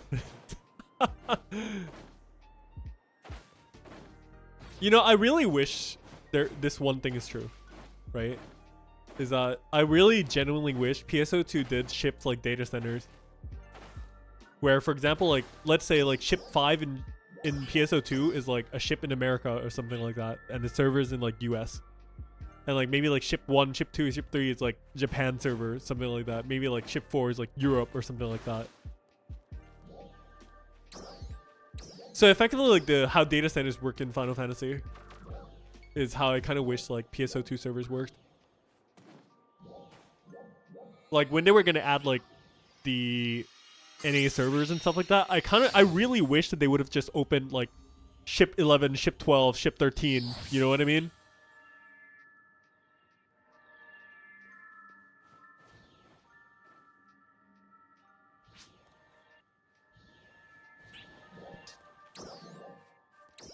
I really wish that was the case, because I felt like that was probably a good thing to do. Would probably be a good thing to do. If Final Fantasy can do it, why can't we? Right?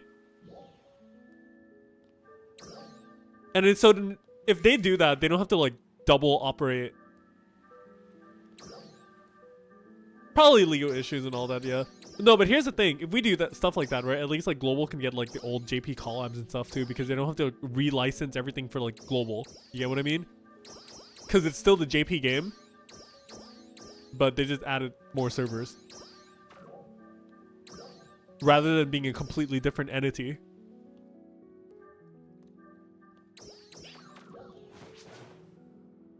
Again, I don't know if I'm like... I might just be talking out of my ass, to be completely honest.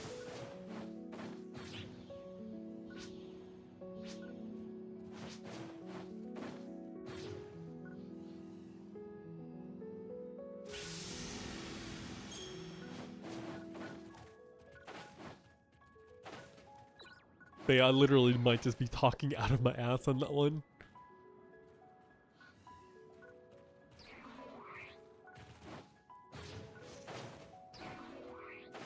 I feel like it's important in this day and age for things to be like just a lot more inclusive, you know?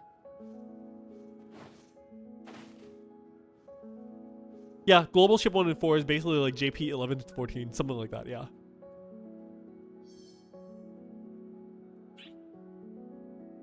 I think that'd be cool though. And then like, it's so... Dude, that would like fix so many problems because so many people... Like, you can literally just like migrate to like the NA servers. I could probably be playing right now on like, you know, quote unquote Global Ship 1 or something like that, right?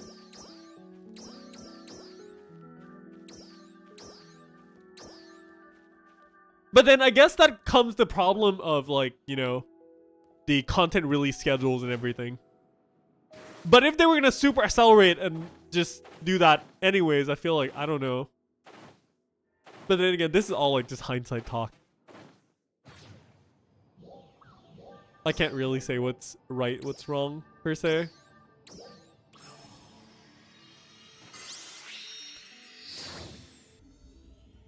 Two-way collab. Yeah. Monster Hunter Frontier. Wait, did No, I don't think Frontier got anything.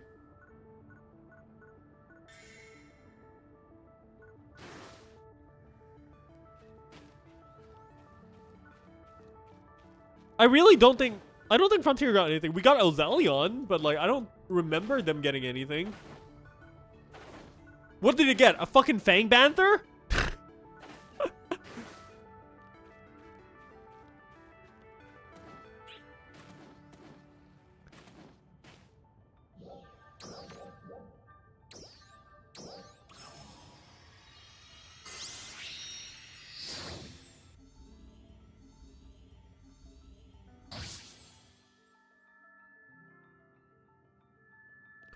I would not say that putting NGS on top of PSO2 is like big ambition, because honestly they kind of pulled it off. It's just the NGS game is not great, and PSO2 base is not being updated like what we thought it would be.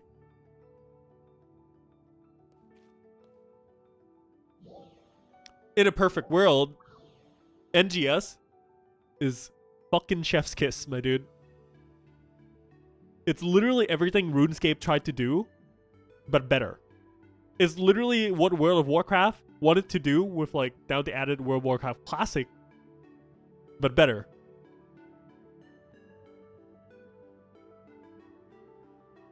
But they only just dropped the ball where the game did not release in a great state without sufficient content.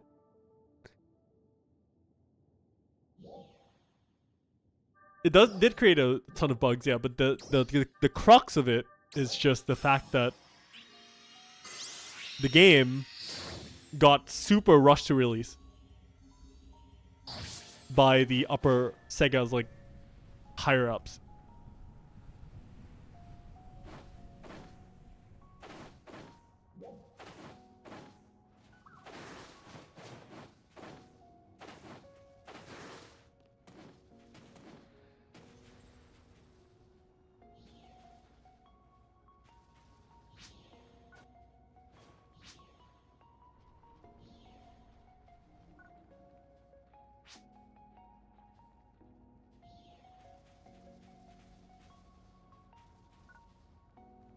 Diablo Immortal? Oh my lord.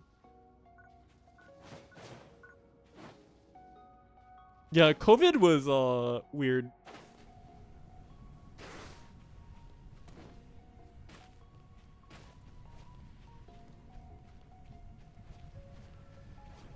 Do you guys not have phones?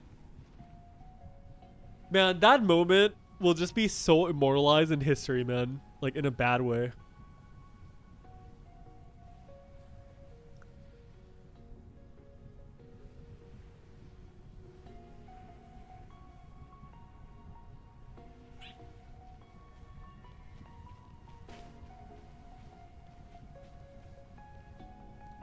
Yeah, world is weird. What a weird patch note that they gave us, right?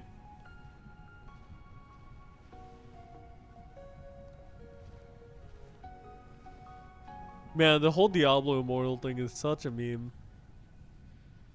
I would say it's a pretty good meme though, because we're still talking about it even today.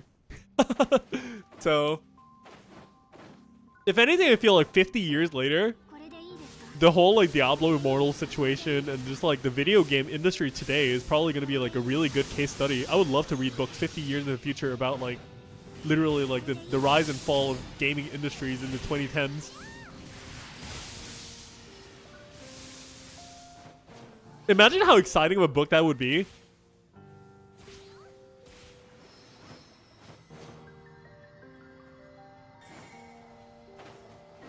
Or maybe it's just me that think it's exciting.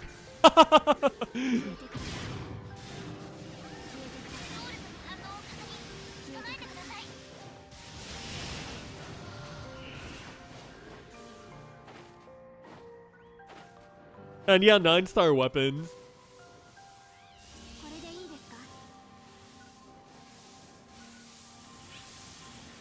Watch the first set of 9-star weapons not even be stronger than Astrion that we have right now.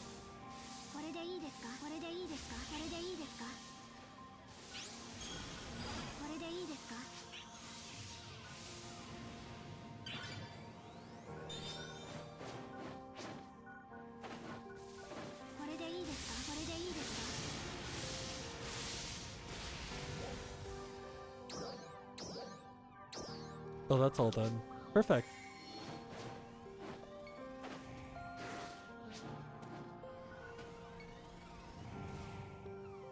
Oh yeah, I heard a lot of people were so scared when they heard about the new August quest type. They're like, oh my god, is it another cannonball?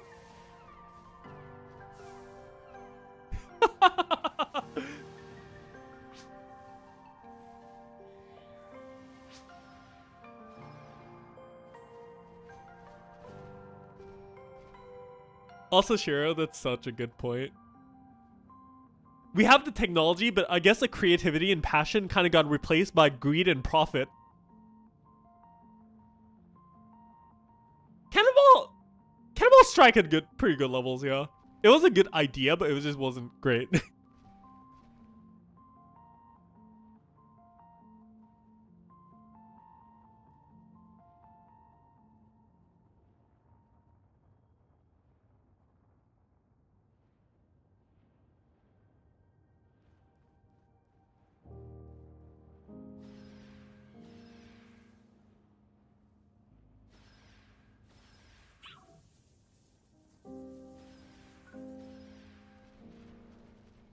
YS8. I heard a lot of people like the YS. Especially like people also had really good positive things to say about the soundtracks and stuff.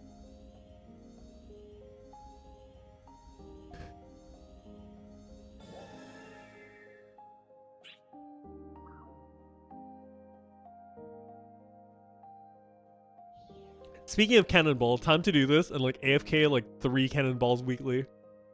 And yes, you can actually do that. Literally just come in, kill like 1 enemy, and then just like AFK for like 3 minutes.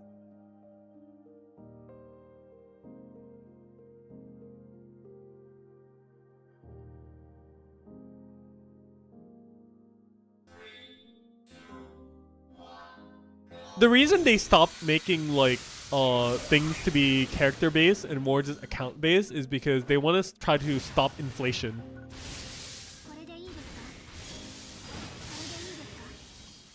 There you go, just kill some enemies, boop, done, sit, AFK for 3 minutes. Amazing. I gotta do this 3 times for the weekly. Feels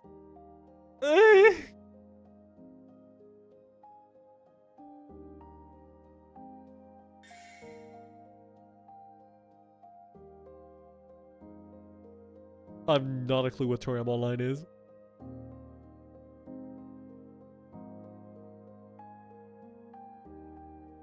Global user. Yeah, of course nothing's gonna stop people from like RMTing or like all the bot farmers and you can't stop that. You really can't.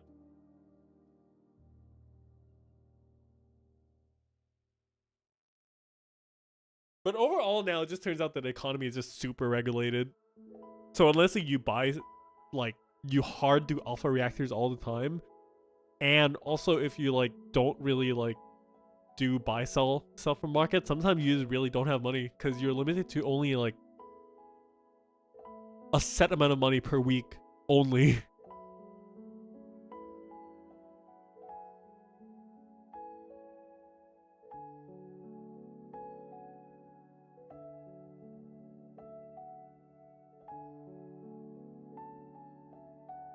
Which is crazy.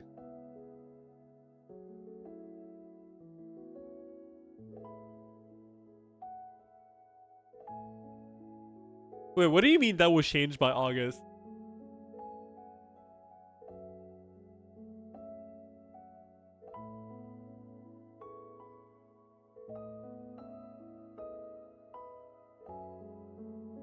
Oh, the Meseta on different ships. Yeah, I mean, I understand why that's a thing though. I'm not mad about that one.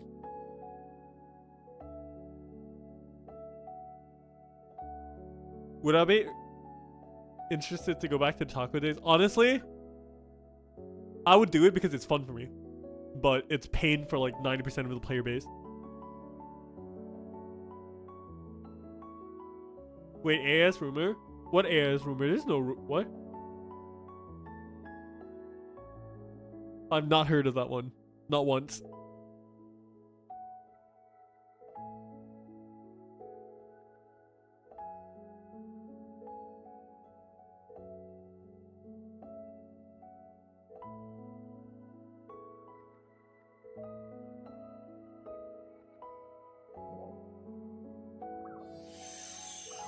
Woo!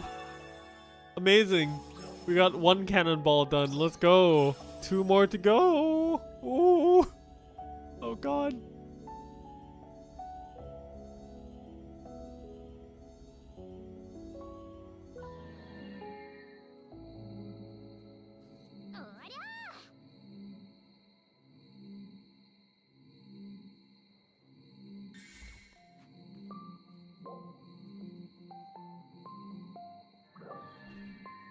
Ay ay ay.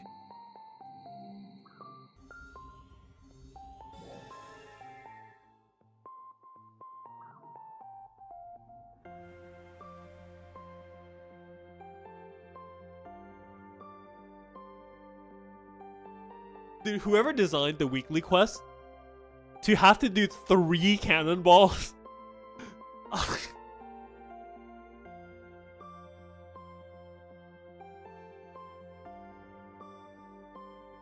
This is so sleep.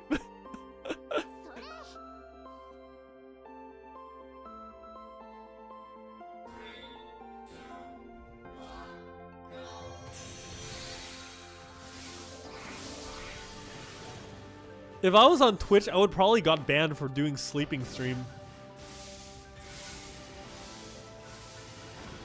Good thing I'm not on Twitch.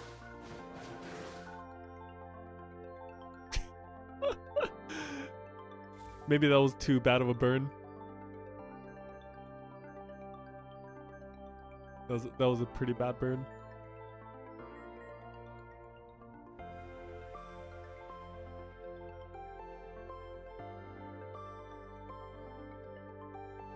So, chat, people, since I have nothing to do here anyways, tell me a story. What have you guys been up to recently? Like, what games have you guys been playing? Better than fart is what? Fun looking shiny balls. Here's the thing with this quest, right? Is basically you kill enemies and you get these balls and use the balls to hit the targets, and then more enemies spawn. Boom, you get more balls. You hit the target, more enemies spawn, and it just keeps going like that. And your goal is literally to just, you know, clear all these.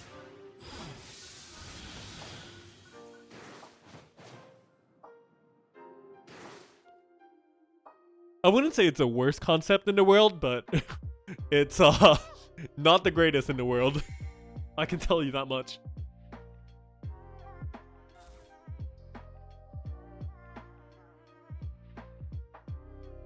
Been playing PGR, Minecraft, FF14. Make some cities from FF14 into Minecraft. Oh my lord.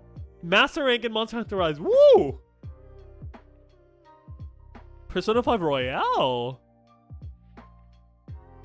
Oh yeah, it's a Gazer's like that new game, isn't it? I saw like a lot of advertisement for it recently. Whoa, Limbus Company, and dropped it. You tried to start Library of Arena and then haven't touched it since. Oh, that's sad. I know a friend who plays Limbus. Golden balls. Central City's hard to replicate in Minecraft. How so? Is it because of the arches?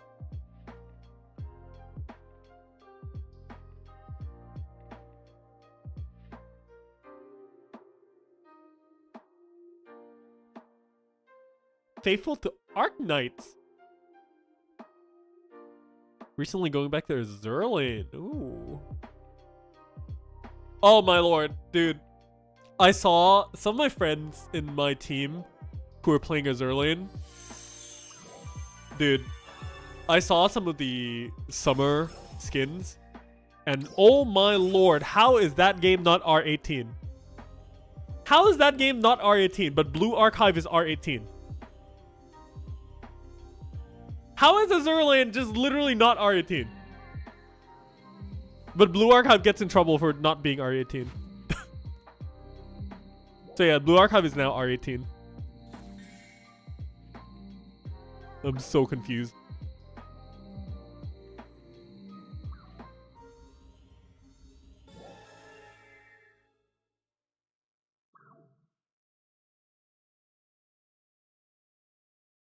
Because those are oh, you are right. True, true, true, true, true.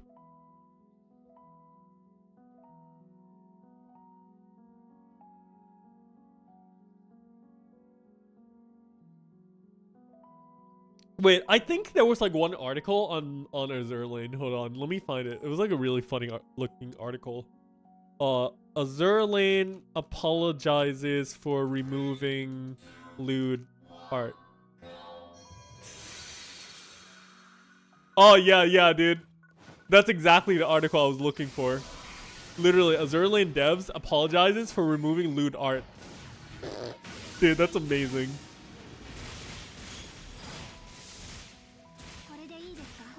You guys can look it up if you really wanted to. Literally, just search on Google.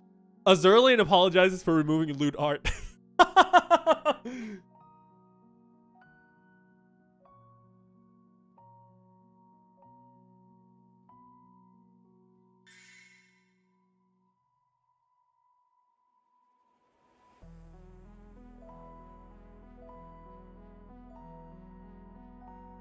Wow.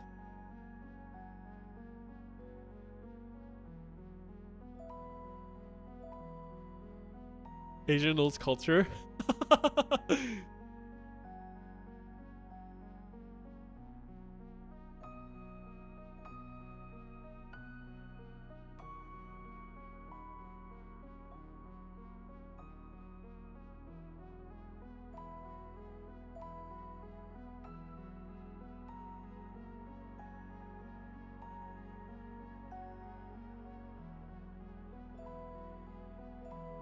The only Nobita I know is the Nobita from Doraemon.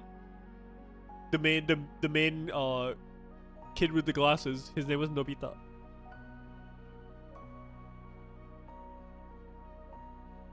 Man, Doraemon is such a old classic, man. I read so much Doraemon when I was a kid. So much.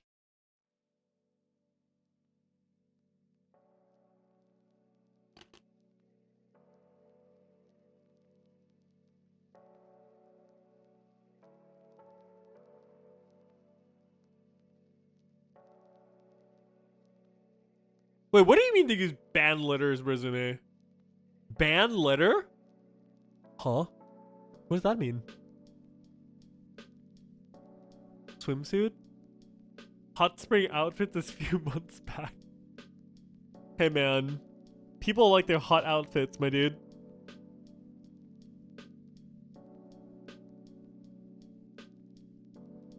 I have no idea. Pixiv or not? Not a clue.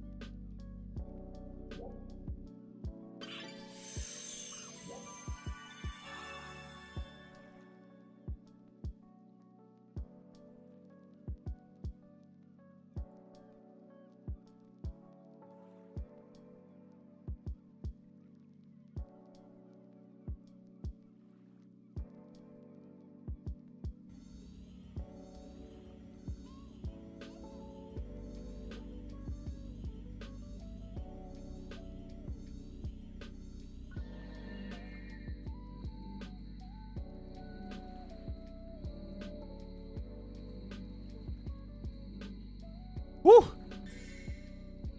Finally, we're done.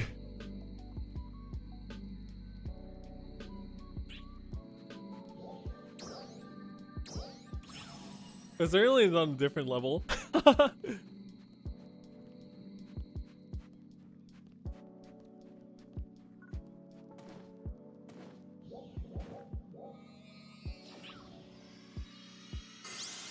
We got banned on under ad. Are you kidding? Wow. Dude, you guys are crazy. Well, not you guys, but like those devs are crazy. But then again, it's today's culture. We take all these stuff as more or less memes. The more meme it is, the better, right? Because people literally don't have more than an attention span than 2 seconds. If 2 seconds, you don't see something that's good enough, you just move on.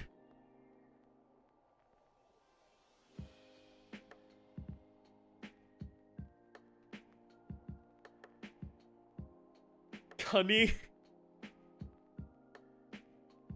Even to today, I don't think I'll ever understand the whole Cunny meme. Maybe because I'm stupid.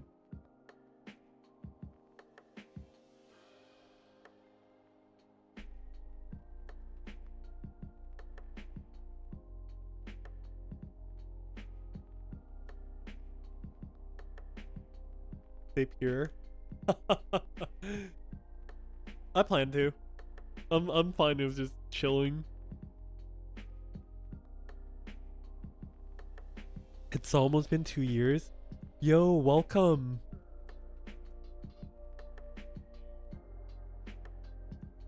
And yeah, I guess you don't have to understand a meme. That is true. As long as it's funny and shareable, I think it's fine. Isn't there a clip of anime dude singing Cunny with crab pincer? Huh?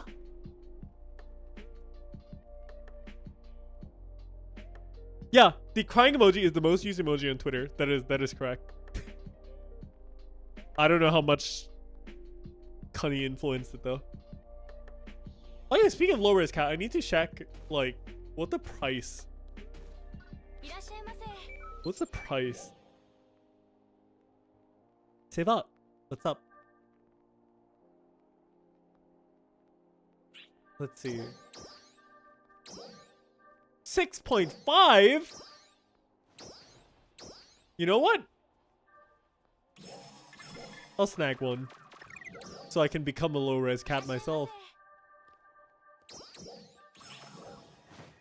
The other ones are 7 mil anyways. Might as well.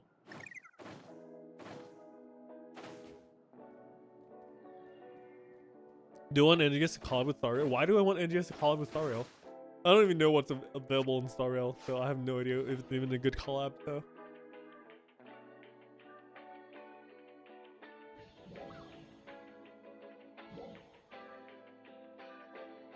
Let's see. Sorry.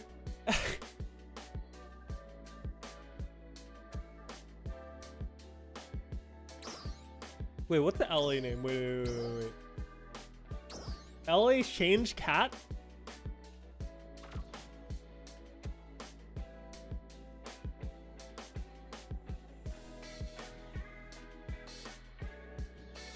Oh, hell yeah! Dude, I wish we could change the cat's colors, man. It's so low res! Like, hello?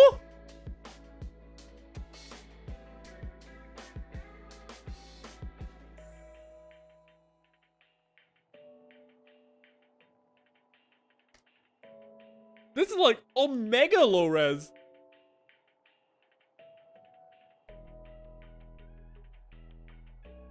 Oh my lord.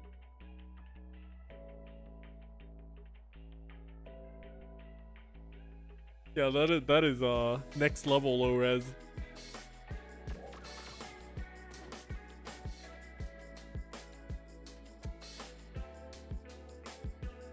How low res can it get with the cell shading? Oh, good idea.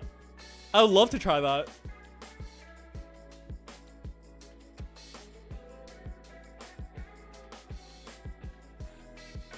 Base PSO2 engine cat. Dude, if only I could transform to cat in base.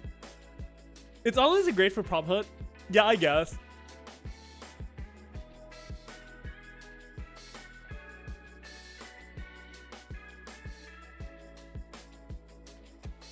Wait. Yo, dude, Rob, you just gave me a genius idea. Holy shit. Yo. Hear me out. So,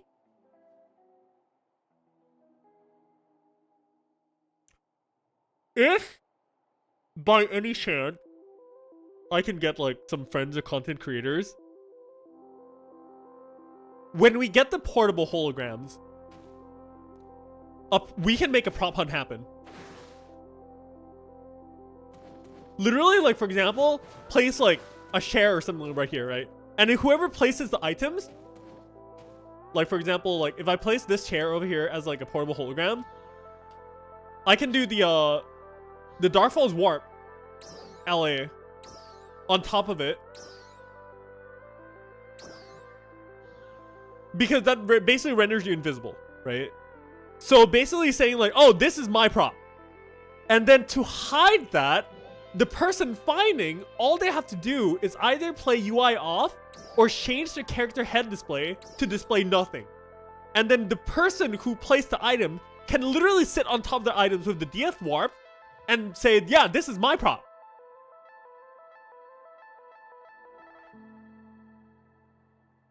And we just literally just can't play prop hunt in PSO2. Assuming you have the lobby action.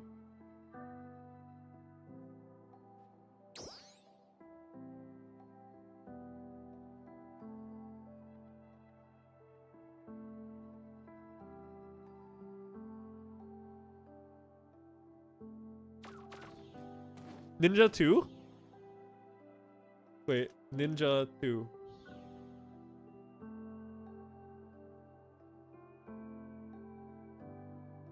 Well, Ninja 2 doesn't really work. You have that thingy right there.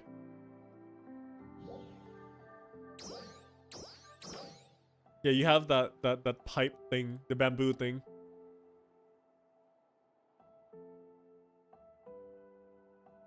Oh, other gender. Ninja 2? Let's see. There's still the shadow though. The shadow is like there. Yeah, the weird shadow is there. So it's basically not as good as DF Warp anyways. But hey, it's a start of an idea, right? I don't know, maybe it's possible. Do I think Sega's gonna bring back PvP? Oh no, don't worry, not your bad. And no, I don't think they're gonna bring back PvP.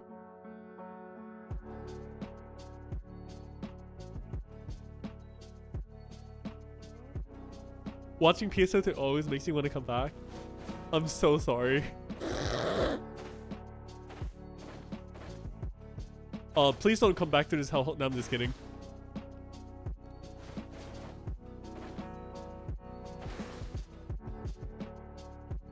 And yeah, you can put some like some miscellaneous objects and stuff. At least like here's the thing, like it's a idea, it's a conceptual idea. Maybe it's possible. Who knows?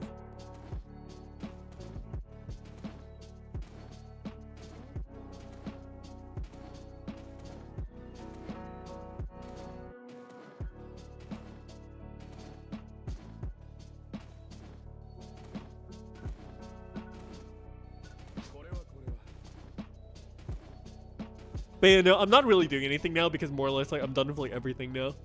My dailies are done, my CMs are done. What else do I have left except you guys in chat? There's not really a point in like farming anything right now really because there's nothing to like have a goal towards, right? There's literally no content that needs anything better than the weapon I have right now. Literally like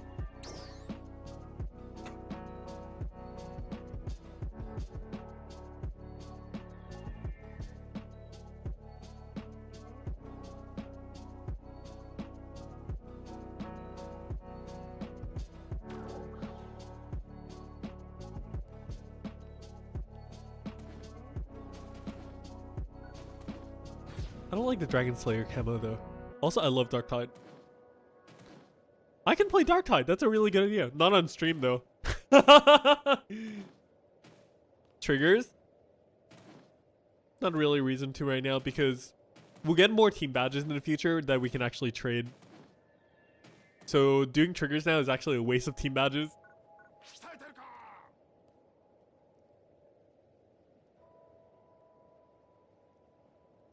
I love Dark Tide. I have like how many? Hold on, let me see.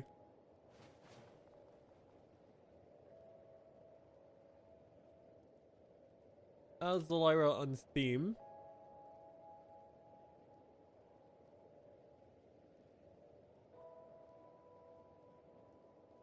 I have 858 hours on Darktide. Holy moly.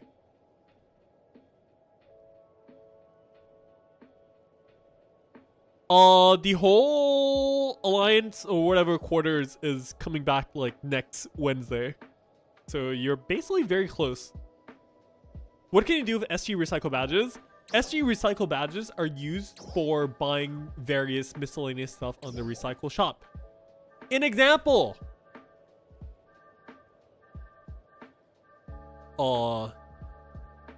Wait.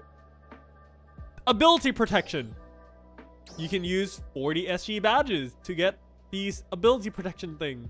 Ooh.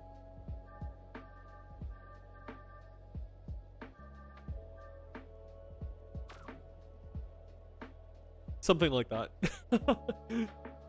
This is like one example. But yeah, you can get various like some boosters, I guess. Yeah. SG scratch items. Grind boost success.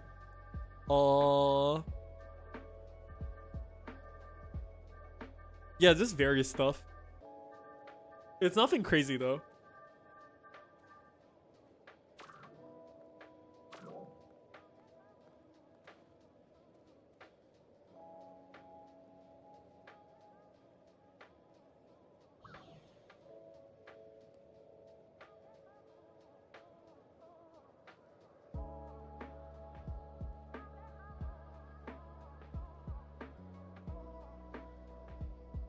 GBF collab? Nah. But SG badges are just not as valuable. Just not as valuable in GS compared to base right now.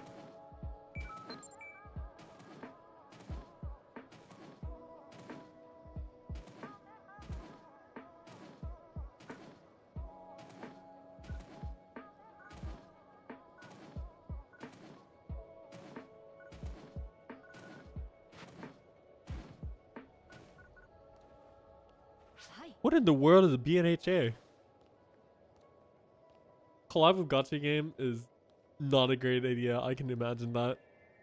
Nekopara? Oh dear.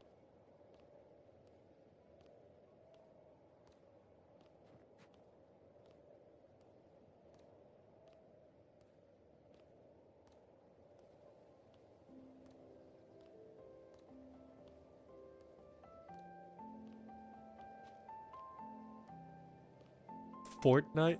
Dude, you know, I was very expecting us to have like a Fortnite dance lobby action when they said that like, oh, you can play PSO2 on Epic Games. Oh yeah, the Power Wash Simulator, that was hilarious. I saw that on the Skulls live stream and I was like, what?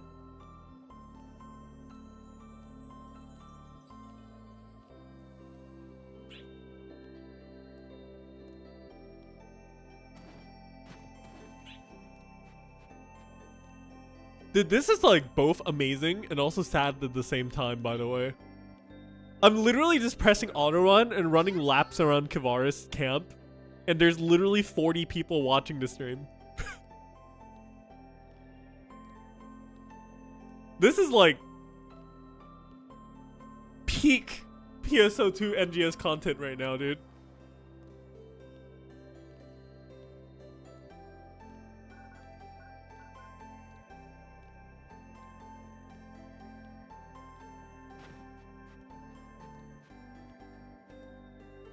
Oh yeah, speaking of cool places, did you guys know that at the back of Kavaris, if you go through the tunnel, you actually reach a hot spring?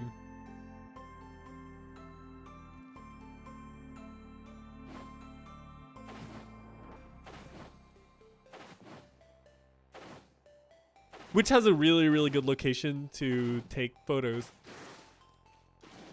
Because those rocks right here are so colorful that you can actually make really, really creative shots happen.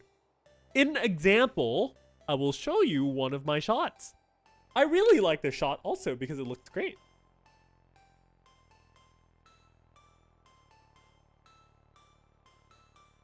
Here, right here. And boom. The glowy purple rocks is absolutely beautiful.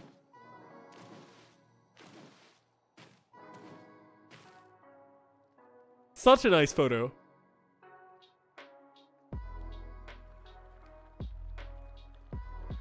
Literally, right here. This exact like shot right there. Very beautiful. Oh yeah, let's see how these animals... Oh my lord, that thing is cute.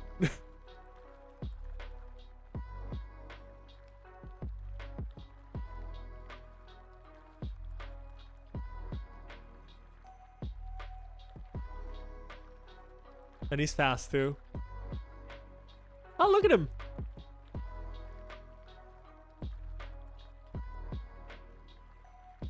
Dude, these fox are like so much higher res than the cat. It's not great, but it still looks pretty decent.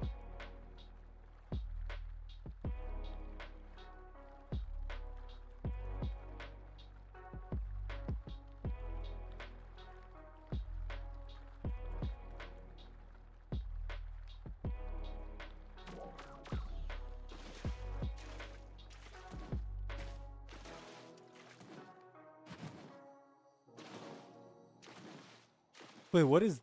Oh, wait, I just realized that's an NPC. Animals post retail are pretty high res, yeah. Wait, hold on. I never realized that these are... What? Yo? What are those? Dude, why are those eyes so high res? Dude, why is this so unnecessary? What?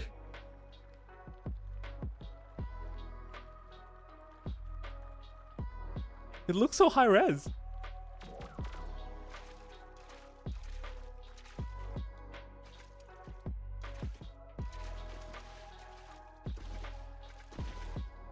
Wait, is that? Hold on.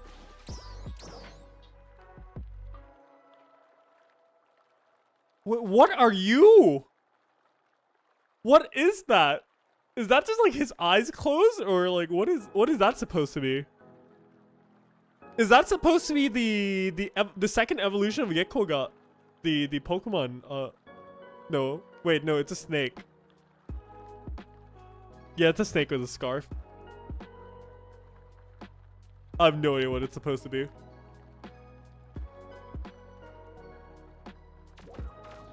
Strange tentacled things in a hot spring. What could possibly go wrong? I have no idea, dude. Ooh! Let's see these penguins.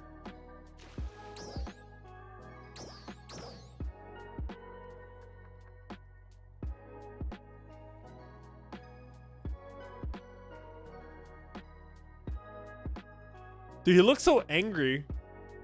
He's so mad. Why is he so mad?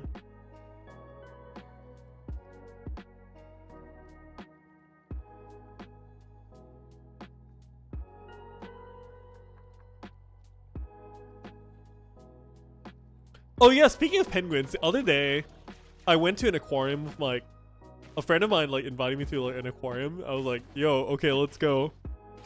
I literally just like went to the aquarium and then I got just greeted with like penguins barking at me and T-posing at me. The penguins did not like me, dude. They were so aggressive. They were so mad that I was there. They were not happy to see me. I'm like, I didn't do anything wrong. What did I do to you?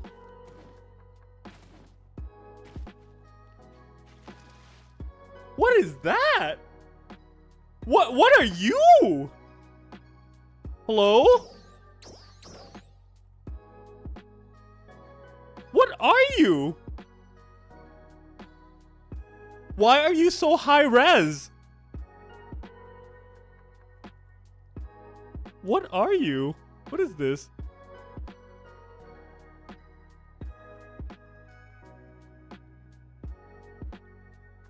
This is probably higher res than like my character textures, dude.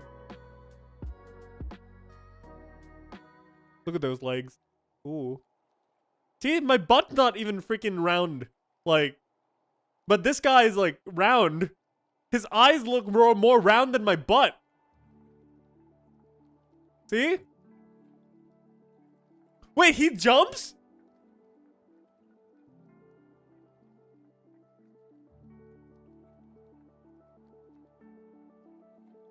Did he just jump? I saw something under him that looked weird.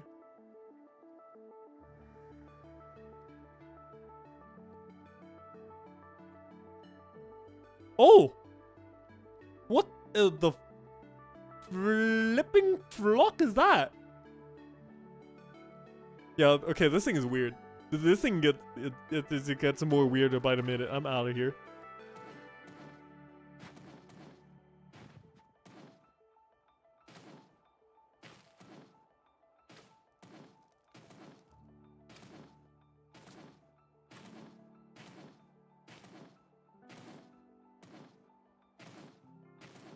I thought I was crazy, man. I guess I'm not. It's you, dude.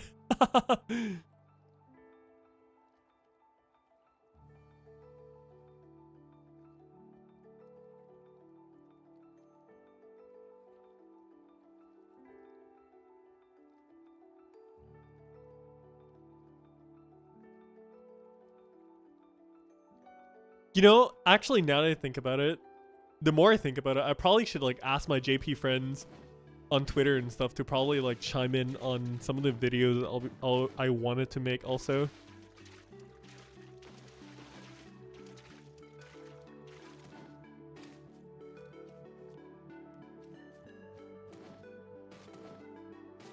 I'll probably ask them like, do they want to like submit screenshots and stuff for me to like talk about as well?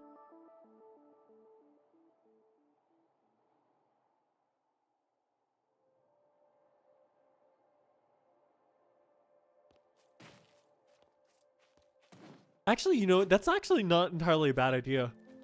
Making content that's like inclusive for both JP and English?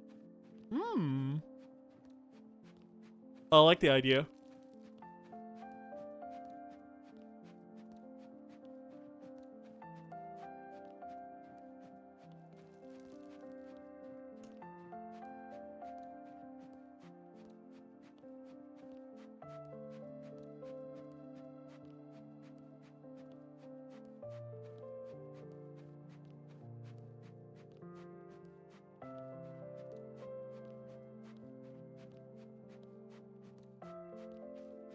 Yeah, this is literally just peak PSO2 content, dude.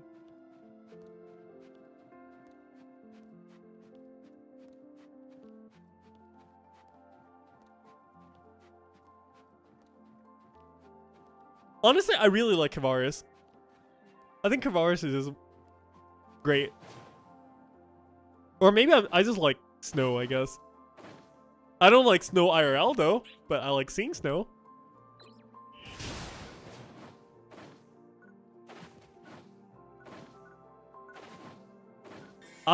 Sometimes I just look at these things and think, you know, like, how much effort, how much time, how much resources did they literally like put into making this world, man?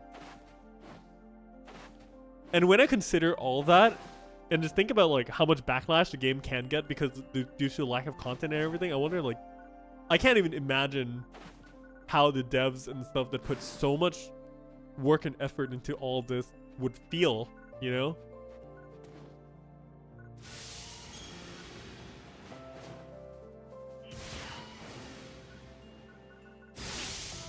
Kind of crazy.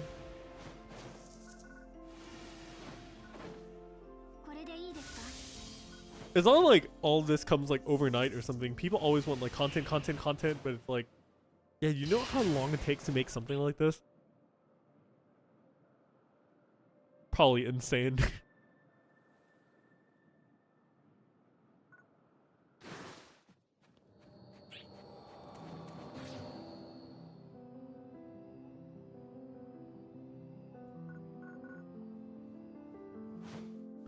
Oh yeah, there was like a long time ago.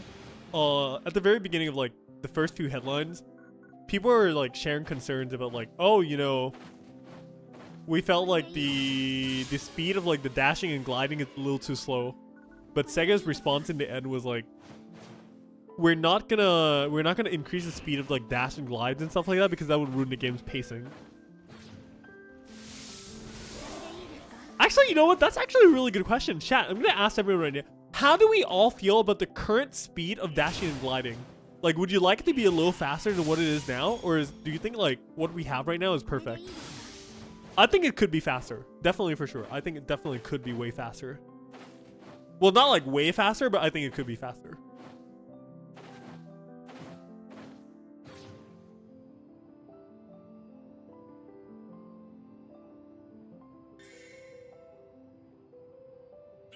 Speed is good. You know, Sega, it's in your blood, man. You're like the progenitor of Sonic, the fastest hedgehog in the world, right? You're all about speed.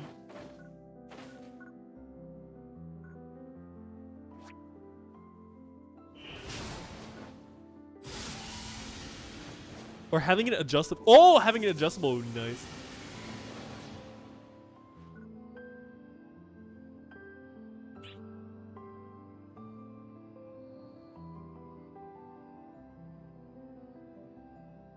But the dash panel will be useless? Yeah, but when do we ever really get the dash panel in open world, right? Not really.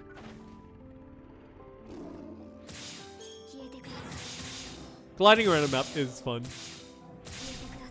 Sometimes people, like, I know a lot of people like, oh, don't play games for the graphics and stuff, but at the end of the day, you know, the reality is people do judge the book by its cover. If the game doesn't look crisp, people will be like, oh, this game, the graphics sucks, and you're not interested to play it. A little bit like me too, though. Also, dude, Tiramisu, take care of yourself, man. Have a good, yeah, have a good, like, ride home. Safe travels is the best word to put.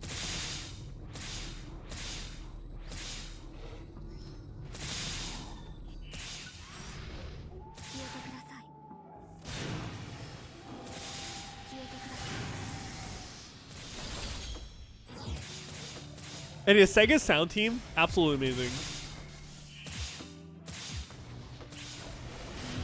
Oh, he died fast.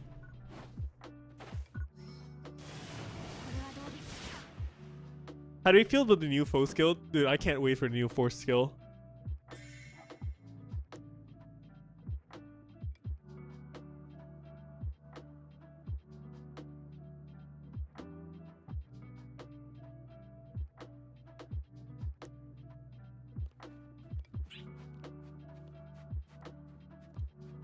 And yeah, I'm playing Force right now.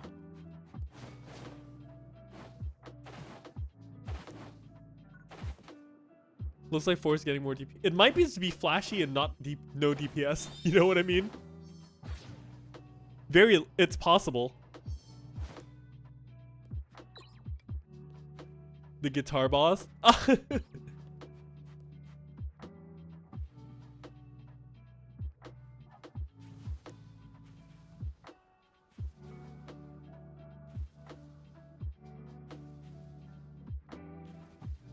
Oh, I think we found something new, boys.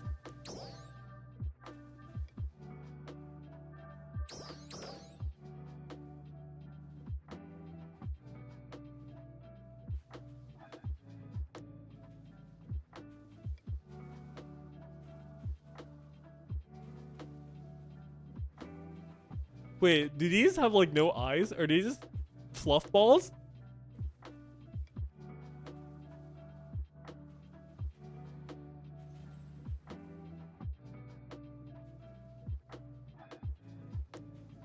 Balls of faces?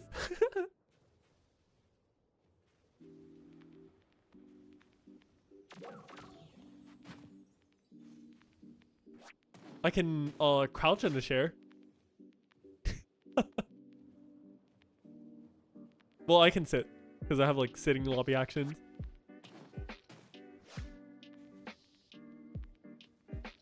It looks pretty bad though.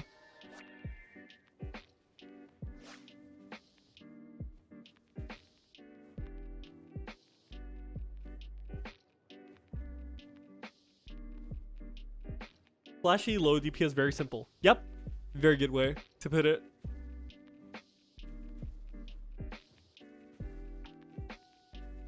I'm not that small. My character is like average height. The Cherish is big, okay? I'm not that small. Don't call me small.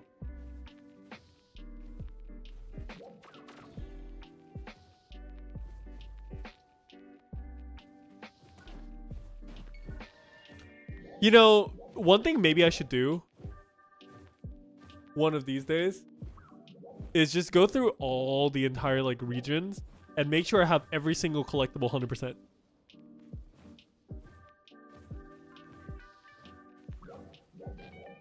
I know I'm missing like one message pack on like West Alio, but I don't even know where to begin finding it, dude. Like, I'm not literally gonna run around the entire region just to find one single message pack. I'll die from mental stress.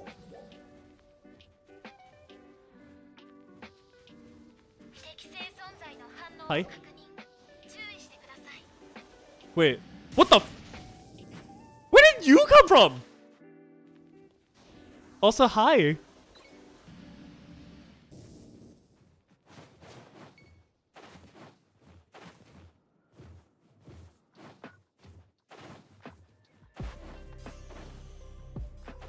Dude, Han, good luck. Best of luck with your exams, man.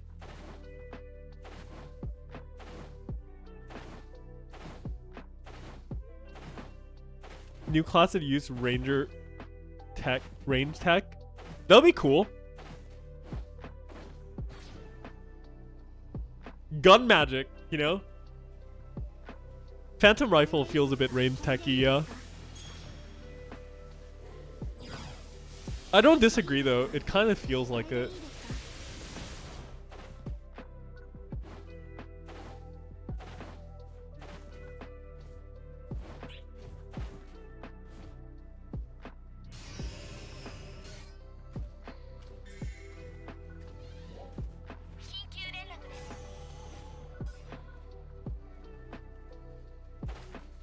Big powerful cannons. Oh, you know, there was a game called Phantasy Star Nova. There was a class called Buster that is a ranged tech combination and uses piles and halos as weapon. It's kind of interesting.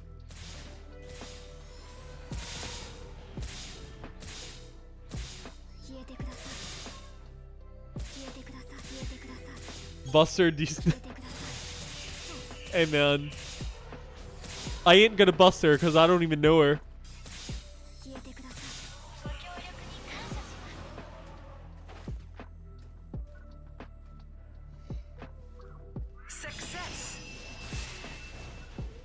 Whips and slicers. I believe those like universe weapons or something.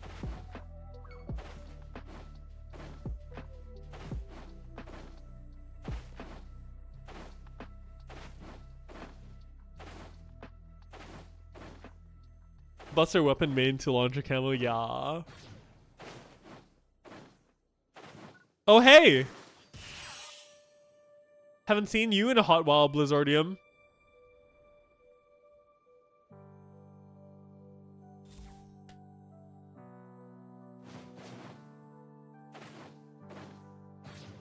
Oh yeah, the other one enigma of PSO2 New Genesis is literally North Kivaris. Why does this big ass mountain area with literally nothing exist? I mean, I know why it exists, but it's something.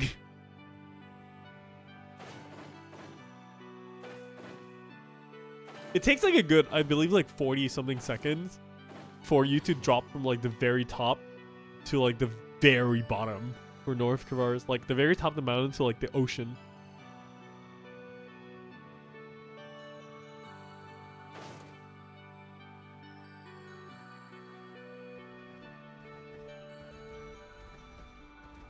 Isn't where Darkfall nuked Central, something like that, I guess. I didn't really pay attention to the story, to be completely honest, because who plays Phantasy Star for the story, right?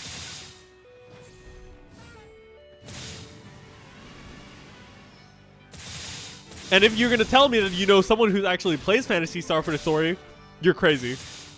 I don't believe you.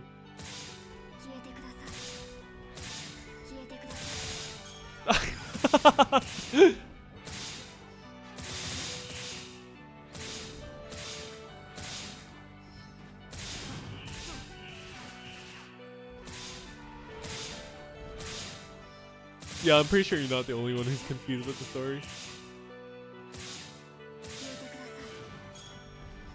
Oh, also when I say Phantasy Star, I literally mean like PSO2 / NGS. Maybe like the older Phantasy Stars or like the portable Phantasy Stars and stuff like that. Sure. Those don't count.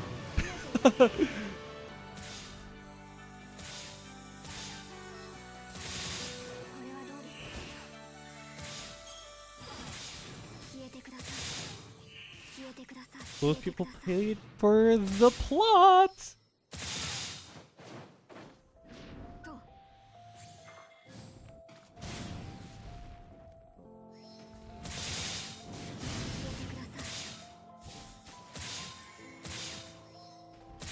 Episode 4 was an acquired taste. I do agree. Some people complain about the story when they skip all the cutscenes. Oh dear.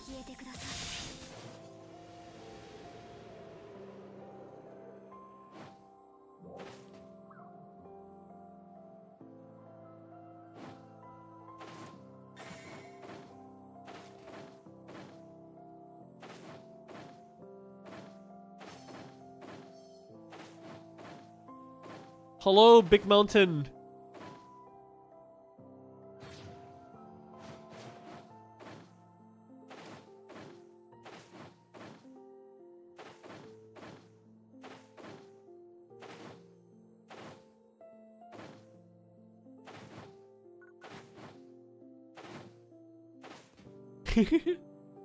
Yeah, I know, right? I mean, I don't know. I feel like the way that they did story in base PSO2 was actually really good, where story was kind of like optional more than not. And then like if you did story stuff like Profound Darkness, the persona phase would be like your character. Subtle changes like that where if you played the story, the EQ changes slightly. I think those are genius way. But in NGS, you're basically, the story is shoved down your throat. Oh, storyboard. Yes. No, wait, no. Storyboard was just a new name of the things. I was like, because I was trying to find the name of the mana board. Maybe Global didn't get the mana board.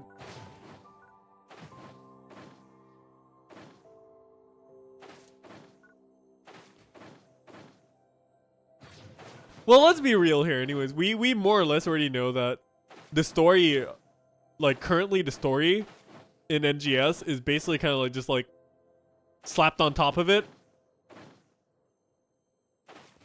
Because believe it or not, there's literally voice files in the game files of like the old what the chapter 5 and stuff was like supposed to be. You can literally find like voice files of like Manon being the one revealing about Halpha rather than having Zebeto being a character even. It's actually in the game files. You can find it if you know how to mine game files. But don't do that because that's not entirely a good thing to do.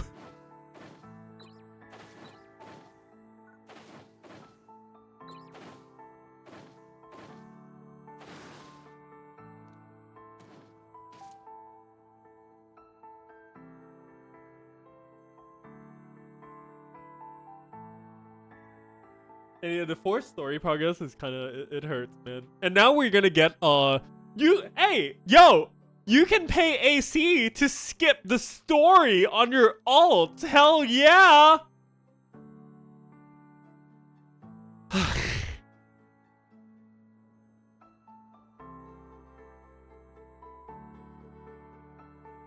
Just thinking about that. Yeah. You can when the update on next Wednesday hits, you can literally pay AC to skip the story.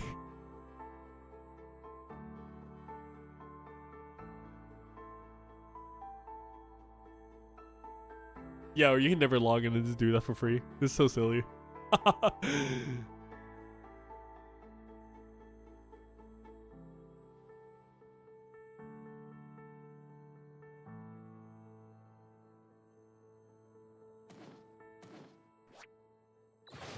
I wonder how expensive it's gonna be though. The story skips. Like I know other games do it and stuff like that, but like I'm actually just curious of how much it's gonna be. But yeah, dude, people, chat. I was telling you guys earlier that like from the very top of the mountain, it actually takes really long to get to the bottom. I'll literally show you. Okay. From the very top, this is like the highest point. And when I say bottom, I literally mean like sea level. Okay. Let's see how long it takes, right?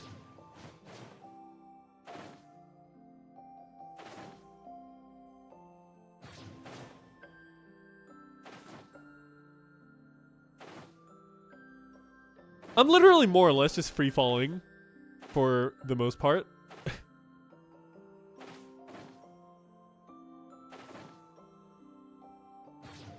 You see, this thing is like a lot bigger than what people think it might be.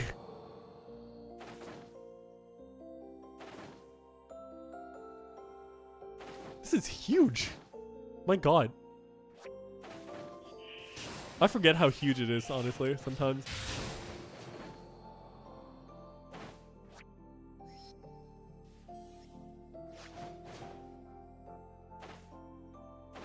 FF14 is the opposite of NGS when it comes to story. A lot of people say it's really good.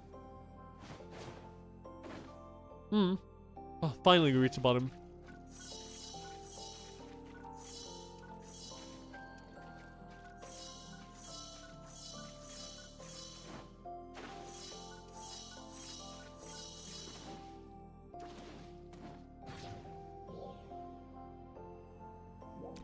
See, here's the thing, like, SEGA has all the resources to make a really good story, to be honest. Like you said, right? Get the Yakuza writers.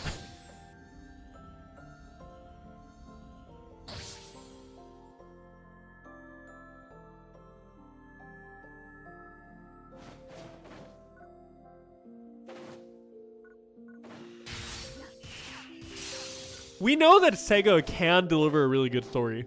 PSO2 had shown brilliance. PSO2 has shown brilliance in story writing.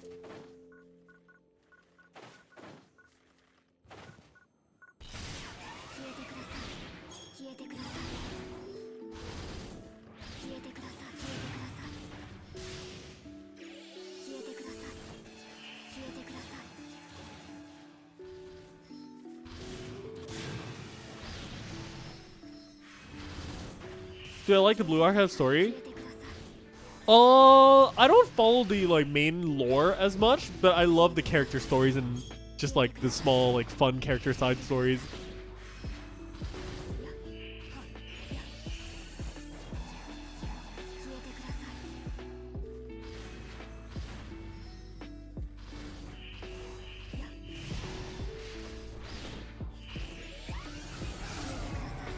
Oh no, I'm not talking about like the main story stuff. I mean like the lore of like the world and stuff like that, you know? Like the whole thing with like the halos, the whatever, like just the world as a whole. I don't like follow the lore that deep. I do follow the main story. I like the main story. I really like it. I like the character side stories and stuff as well, but like I just don't follow like the entire like world lore. That's all it is.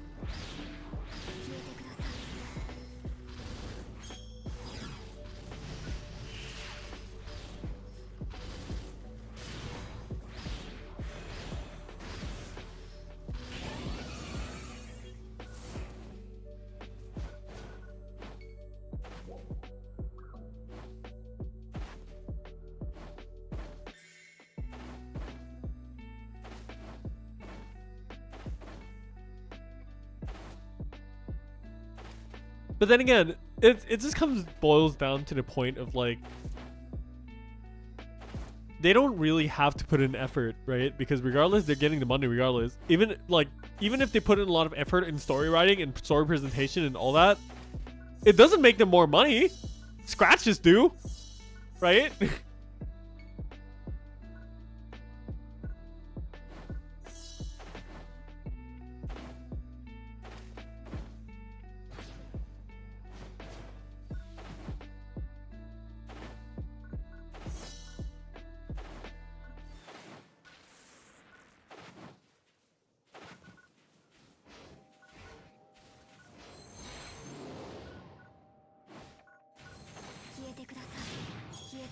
And then again, this is kind of like the same conversation of like yesterday also, is that the gaming industry really shifted a lot towards like fun and innovative to like just profit, you know, profit and revenue. Fun and innovation to profit and revenue, yeah.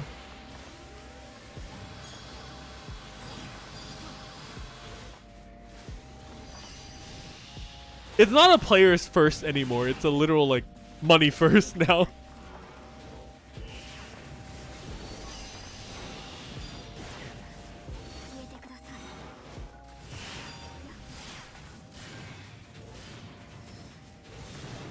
Oh, Terra. I've heard lots of good things about Terra though. Like at least like a lot of my friends who played it before like had good things to say about Terra. I mean, the game's not like perfect or anything, but at least like they enjoyed it.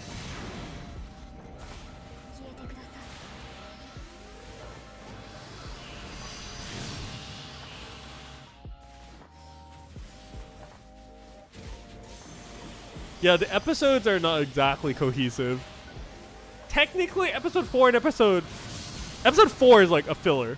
Episode 5 is like supposedly filler, but at the end turns canonical, which leads to episode 6, which connects to episode 3.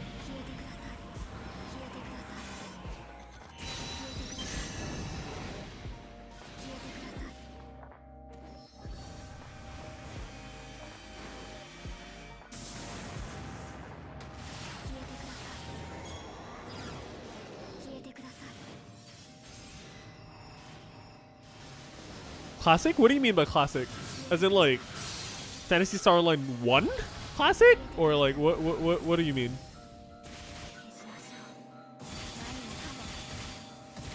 Woo! Non-crit. Sad.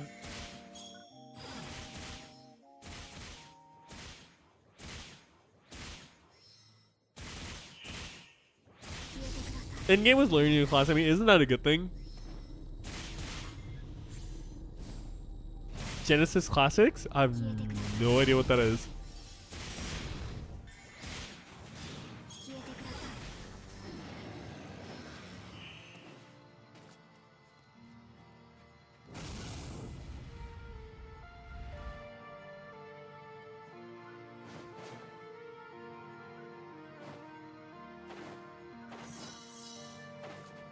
Well, I would say this, but I feel like episode 4 kind of more, it kind of got retconned into being canonical.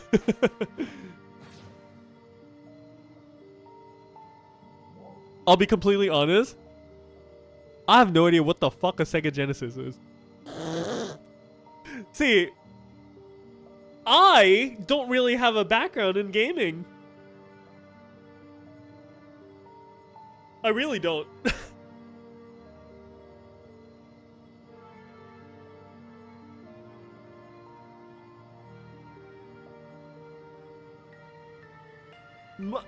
PSO2 was basically my first real game, dude.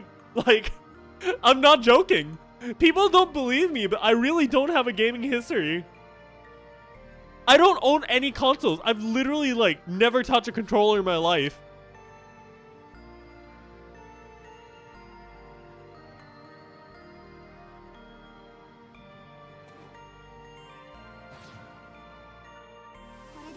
Well, I have touched controllers, but like I never really did play with controllers. Oh my god! Okay, chat. This is so embarrassing. This is actually so embarrassing. I need to tell you guys this story. So last year I went to TGS. I went to the Sega booth, and that was like when they were like promoting Sonic Frontiers and all this stuff, like crazy, right? So I got a chance to go talk to like some of the Sega people and stuff like that. It was really nice. Like getting to see the Sega devs and stuff. That was really cool.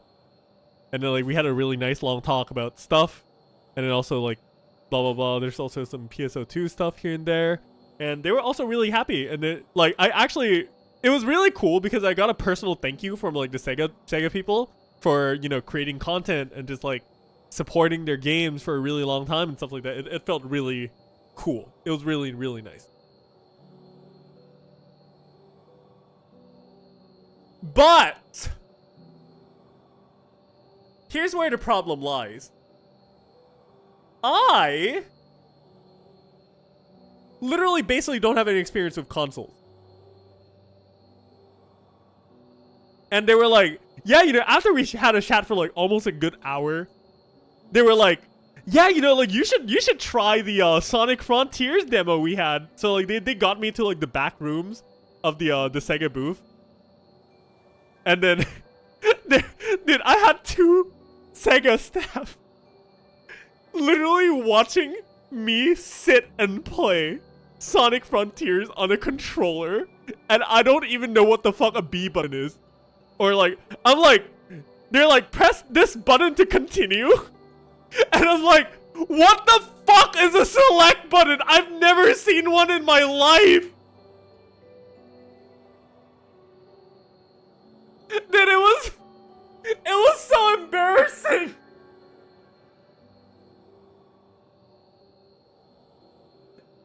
That's probably like the most embarrassed I've ever been my entire life, dude.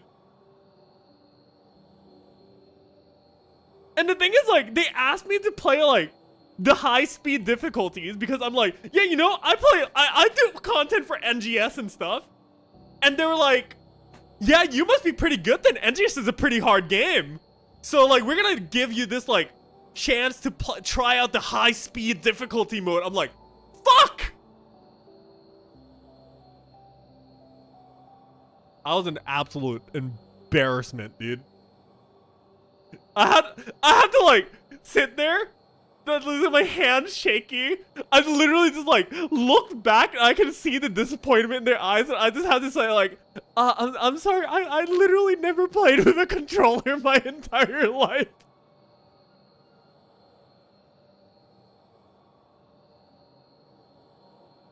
The difference between an Xbox controller and a PlayStation controller? Dude, I have not a clue. What is high speed? I have no idea. It's just one of the difficulties in the game, I guess.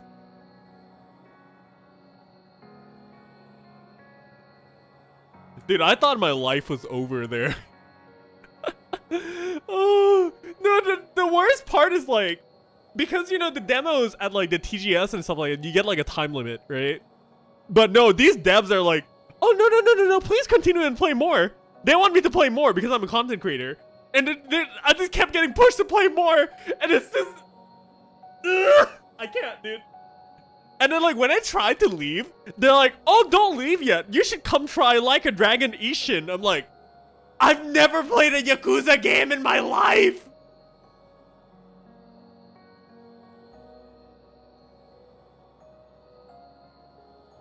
And again, they were like, yeah, you played NGS. It's an action game. So they also let me try a higher difficulty on this one. And it was pretty okay. Like I kind of got a bit used to Like a Dragon Ishin until like I got to the boss in the demo and I literally got one shot and I'm just like,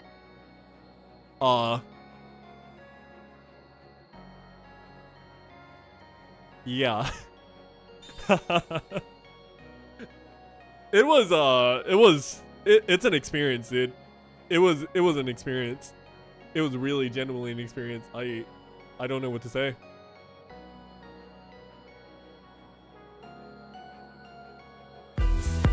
Wait, hold on. Let me find I have like pictures and clips. Hold on. Let me find the videos or whatever thingies real fast, okay? Give me a short bit.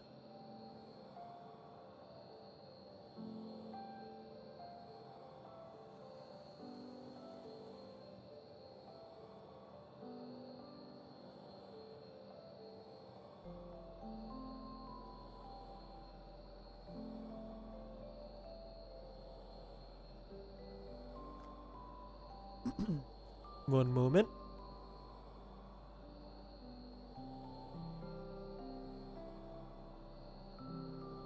Ah, okay, I found a picture. Alright, now let me censor the faces. Real fast. And I'll show you guys.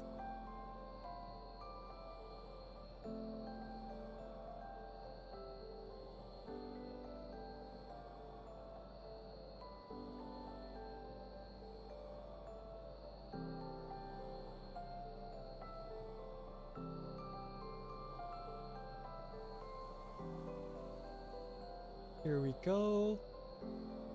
Boop, boop, boop, boop, boop.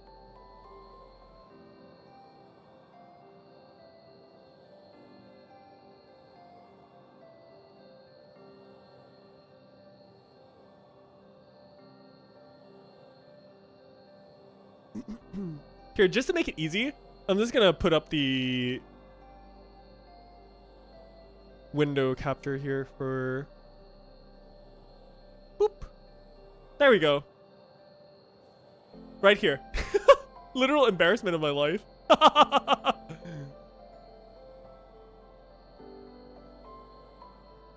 had a lot of fun though. These guys are awesome. It was really fun. I was wearing the ARC shirt too. Look at that. Woo! And I get a press thing. Because I'm a content creator. Makes me very happy.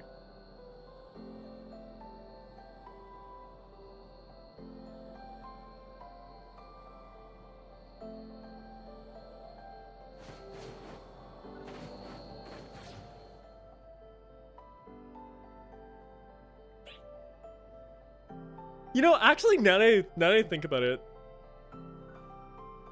I was actually talking with like Cammy and stuff like that. I was planning to get like a full like proper like green screen and everything, because I already have like cameras and everything. I would love to do like just like streaming with a camera and stuff like that as well.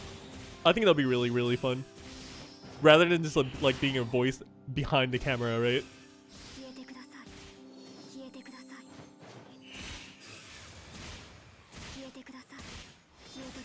Although I kind of like got a little bit off of streaming because like I had like nothing to stream because the content was a little bit dead, so I kind of like stopped that idea for a while. But hey, if the whole like creative space and everything go well, I would love to like get the green screens and everything back. That'd be so fun to do though. It's not that I mind about like being on camera and stuff like that, but it's more I just need to find a good opportunity too. And now, if I were to do like a VTuber, I would honestly rather just do webcam. I think that's a lot more fun.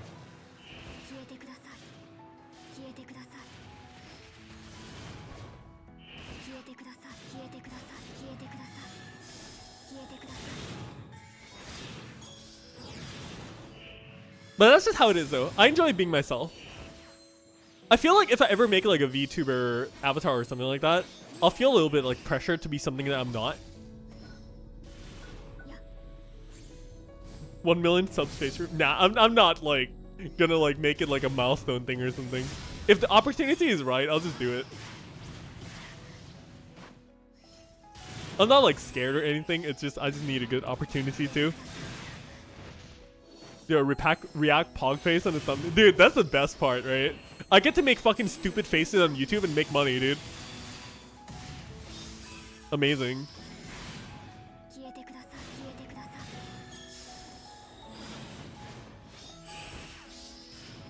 And also that would be pretty cool too, because it means that I can like attend cons and people will know who I am. And that'll be really fun.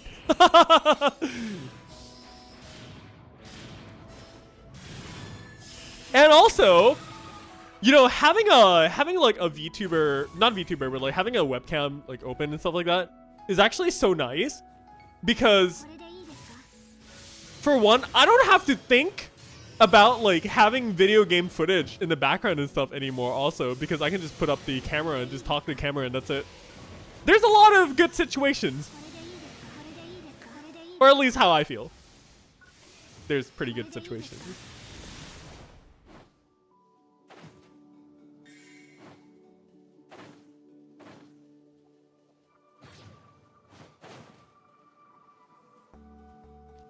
And yeah, honestly, like if you can make a VTuber and just like really be yourself, I think that's pretty much a win-win as well. Sometimes VTubing is pretty fun, but I guess it's not for me. I'm not super into it. I enjoyed doing the whole live 2Ds and everything. You guys already saw some of the live 2Ds like that I have, like for example these ones. Right? These are cute as hell.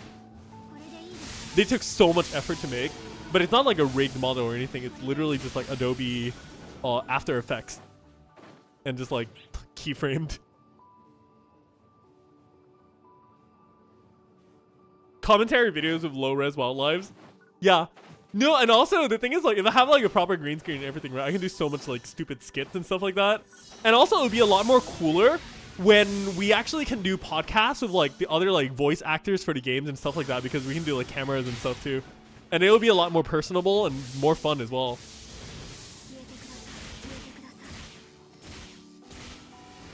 I feel like there's just a lot of positives, you know?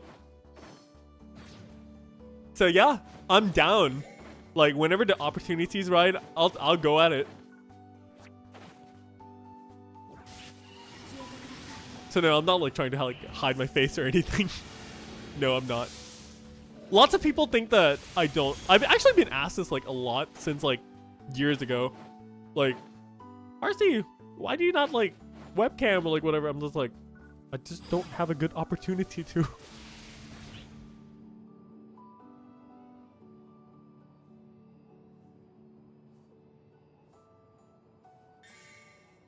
But yeah, I just think it'll be something fun, given the chance.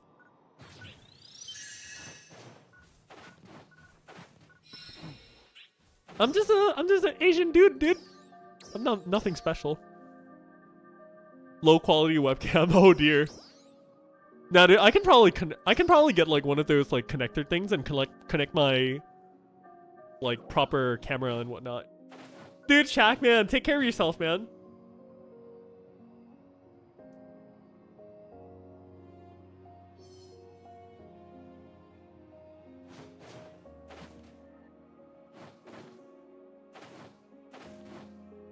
Yeah, definitely, like, you don't really need an entire, like, webcam and everything to, like, do well or whatnot, but it's just how I feel. I feel like it just makes it a lot more personable to an extent, and I think it's fun.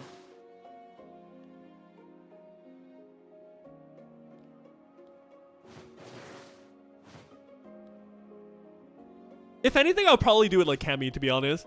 It's just have, like, webcam on, like, live streams, but like the videos and everything that I published on the channel is just normal commentary and everything. So it just makes the live stream feel a little more personable. But that's like something for like the far future, when the time comes.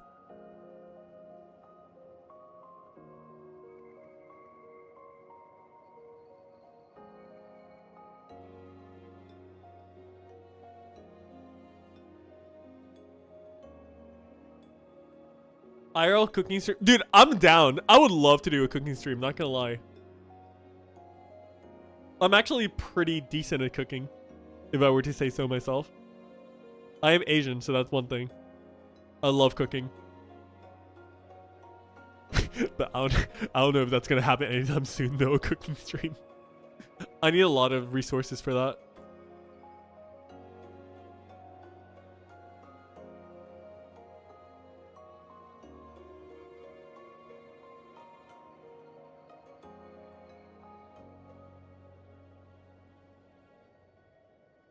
Rappy fritters? Damn.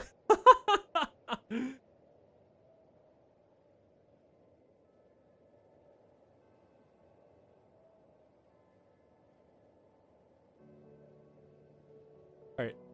Anyways, chat. If anything, I'm probably gonna call it for today since it's getting pretty late. I still have to like shower and do some cleanup because I have some appointments tomorrow. Probably next stream is gonna be on Saturday when I have CM again.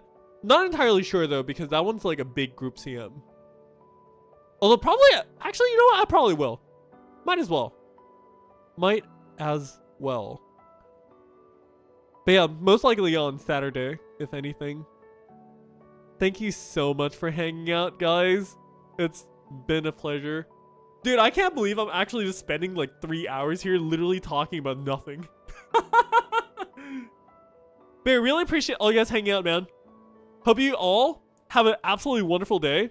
Take care of yourselves, and I'll see you very soon. Yeah?